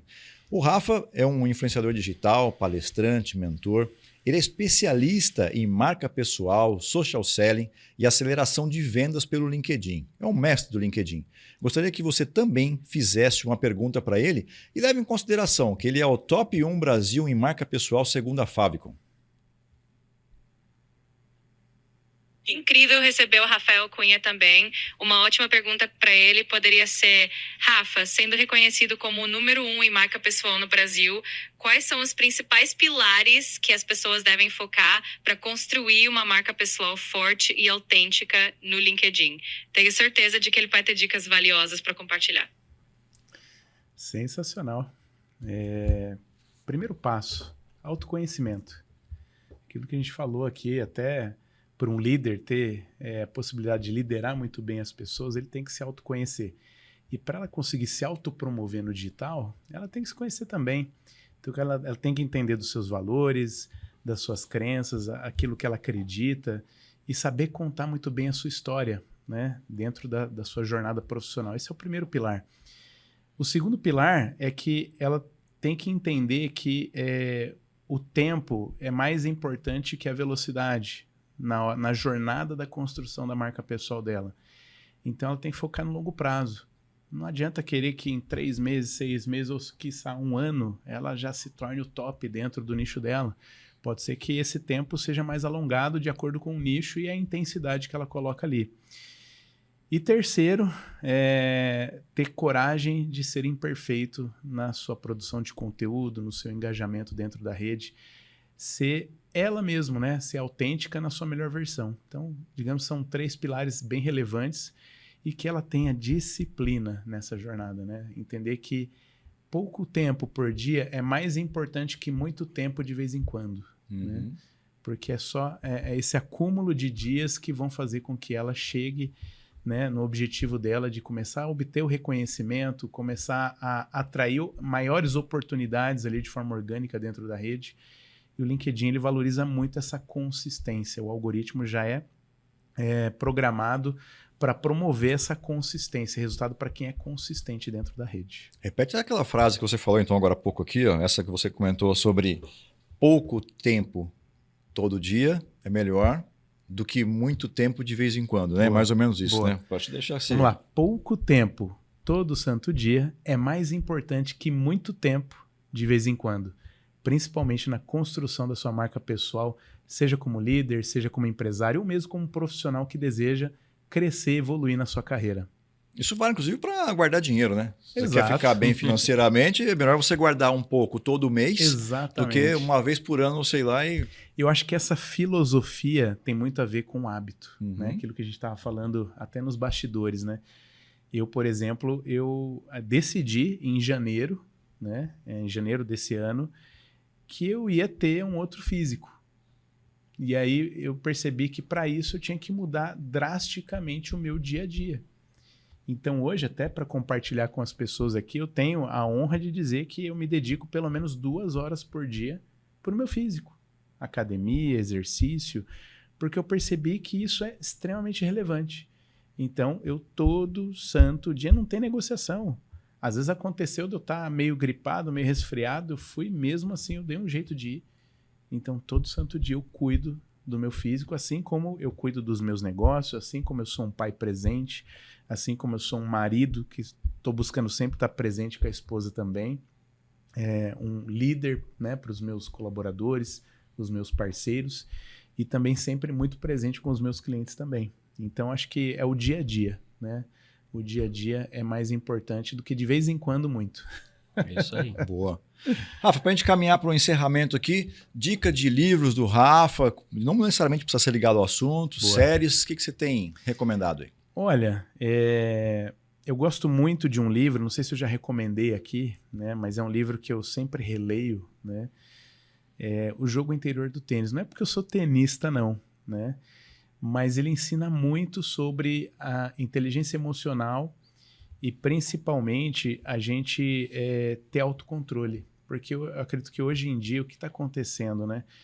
Nós estamos sendo sobrecarregados de muita informação, muito conteúdo, é uma comunicação muito massiva que hoje a gente recebe no nosso dia a dia. Então, se a gente não conseguir ter esse autocontrole, né? Entender que a gente consegue tomar decisões sem estar ali no calor da emoção é extremamente relevante. E é interessante dizer que esse livro, Jogo Interior do Tênis, ele traz a filosofia de você saber separar mesmo, né? Você separar o lado consciente do emocional ali e conseguir, digamos que, coordenar o emocional ou o inconsciente de uma forma que você consiga ter mais alta performance em tudo, na sua comunicação, nas suas ações, inclusive no tênis. Boa. Como é que te acha na rede? Rafael Cunha, com PH, no LinkedIn, é só pesquisar lá que você me encontra. No Instagram é Rafael Cunha, rafacunha.com, rafaelcunha.oficial. No YouTube também, Rafael Cunha, com PH também, você me acha lá também. Tem bastante conteúdo para todo mundo lá nas redes. Espero poder contribuir ainda mais com essa audiência maravilhosa que prestigiou o nosso podcast de hoje, Cris. Show de bola. Richard, livros, série, o que você recomenda aí? Livros, vou indicar 2 muito breve. Um que é o Manual do Homem, quer se tornar um líder melhor, e aí não estou falando sobre religião. Uhum. Lê um provérbio por dia. São 31. Ah, Richard, mas nem todos os meses tem 31. Então, naquele você lê 2. Tem muita sabedoria escondida lá em Provérbios que pode te ajudar na liderança. E o segundo livro, um livro que é muito interessante, chama Dicotomia da Liderança, que fala muito sobre entre sermos humanizados e sermos firmes. Tá? Então, esse livro é muito interessante e vai trazer uma perspectiva de como eu posso equilibrar entre ter uma mão firme e também ser humano. Esse livro é bastante interessante. E série? Tem um hábito? Assiste The Chosen, é uma ótima série sobre liderança, entendeu? E aí, sem o aspecto religioso, mesmo que você não creia em nada, ou se você crê, o aspecto de como engajar, motivar, montar uma equipe, os haters, né, que tem dentro da série, eu acho que vale muito a pena. Show de bola. E como é que te acha na rede? Richard Eiras, com H. Você procurar no LinkedIn, no Instagram ou no YouTube, você só vai achar esse cara, Richard Eiras, com H. Pode procurar lá. Qualquer rede está da mesma maneira. Boa. Amigo, obrigado. Muito Show obrigado. de bola. Rafa, Tamo junto. obrigado aí por mais uma vez a gente estar junto. E Muito espero contente. que, de repente, em breve a gente marque um outro bate-papo, Opa. porque é muito rico de conhecimento, né? Vocês têm uma bagagem gigantesca e tenho certeza que isso só agrega para quem acompanha a gente aqui. Obrigado, viu? Com certeza. agradeço. Obrigado. Agradeço também o convite de sempre. Boa. RH, acompanhou a gente aqui? Tem uma frase do Peter Drucker que eu queria deixar uma metáfora para você aqui baseado nela. Se você tomar um pouco mais de informação e consciência, talvez você perceba que você é o grande guardião da cultura da empresa. E se você é o guardião da cultura, quando estiver na fila do café da manhã, se encontrar um pratinho lá disponível, né, uma opção chamada estratégia, não coloque ele no seu prato e leve para a mesa, não coma ele no café da manhã, porque não vai fazer bem nem para você, nem para o resultado da empresa, tá bom? E a frase do Peter Drucker é essa, né? A cultura engole ou come a estratégia no café da manhã. Você não está aqui para fazer isso. Pelo contrário, você é protagonista e tenho certeza que o resultado da empresa, assim como de todos os colaboradores, passam e devem passar na sua mão. Seja um RH que faz resultado. Tá bom? Te vejo no próximo episódio. Até mais!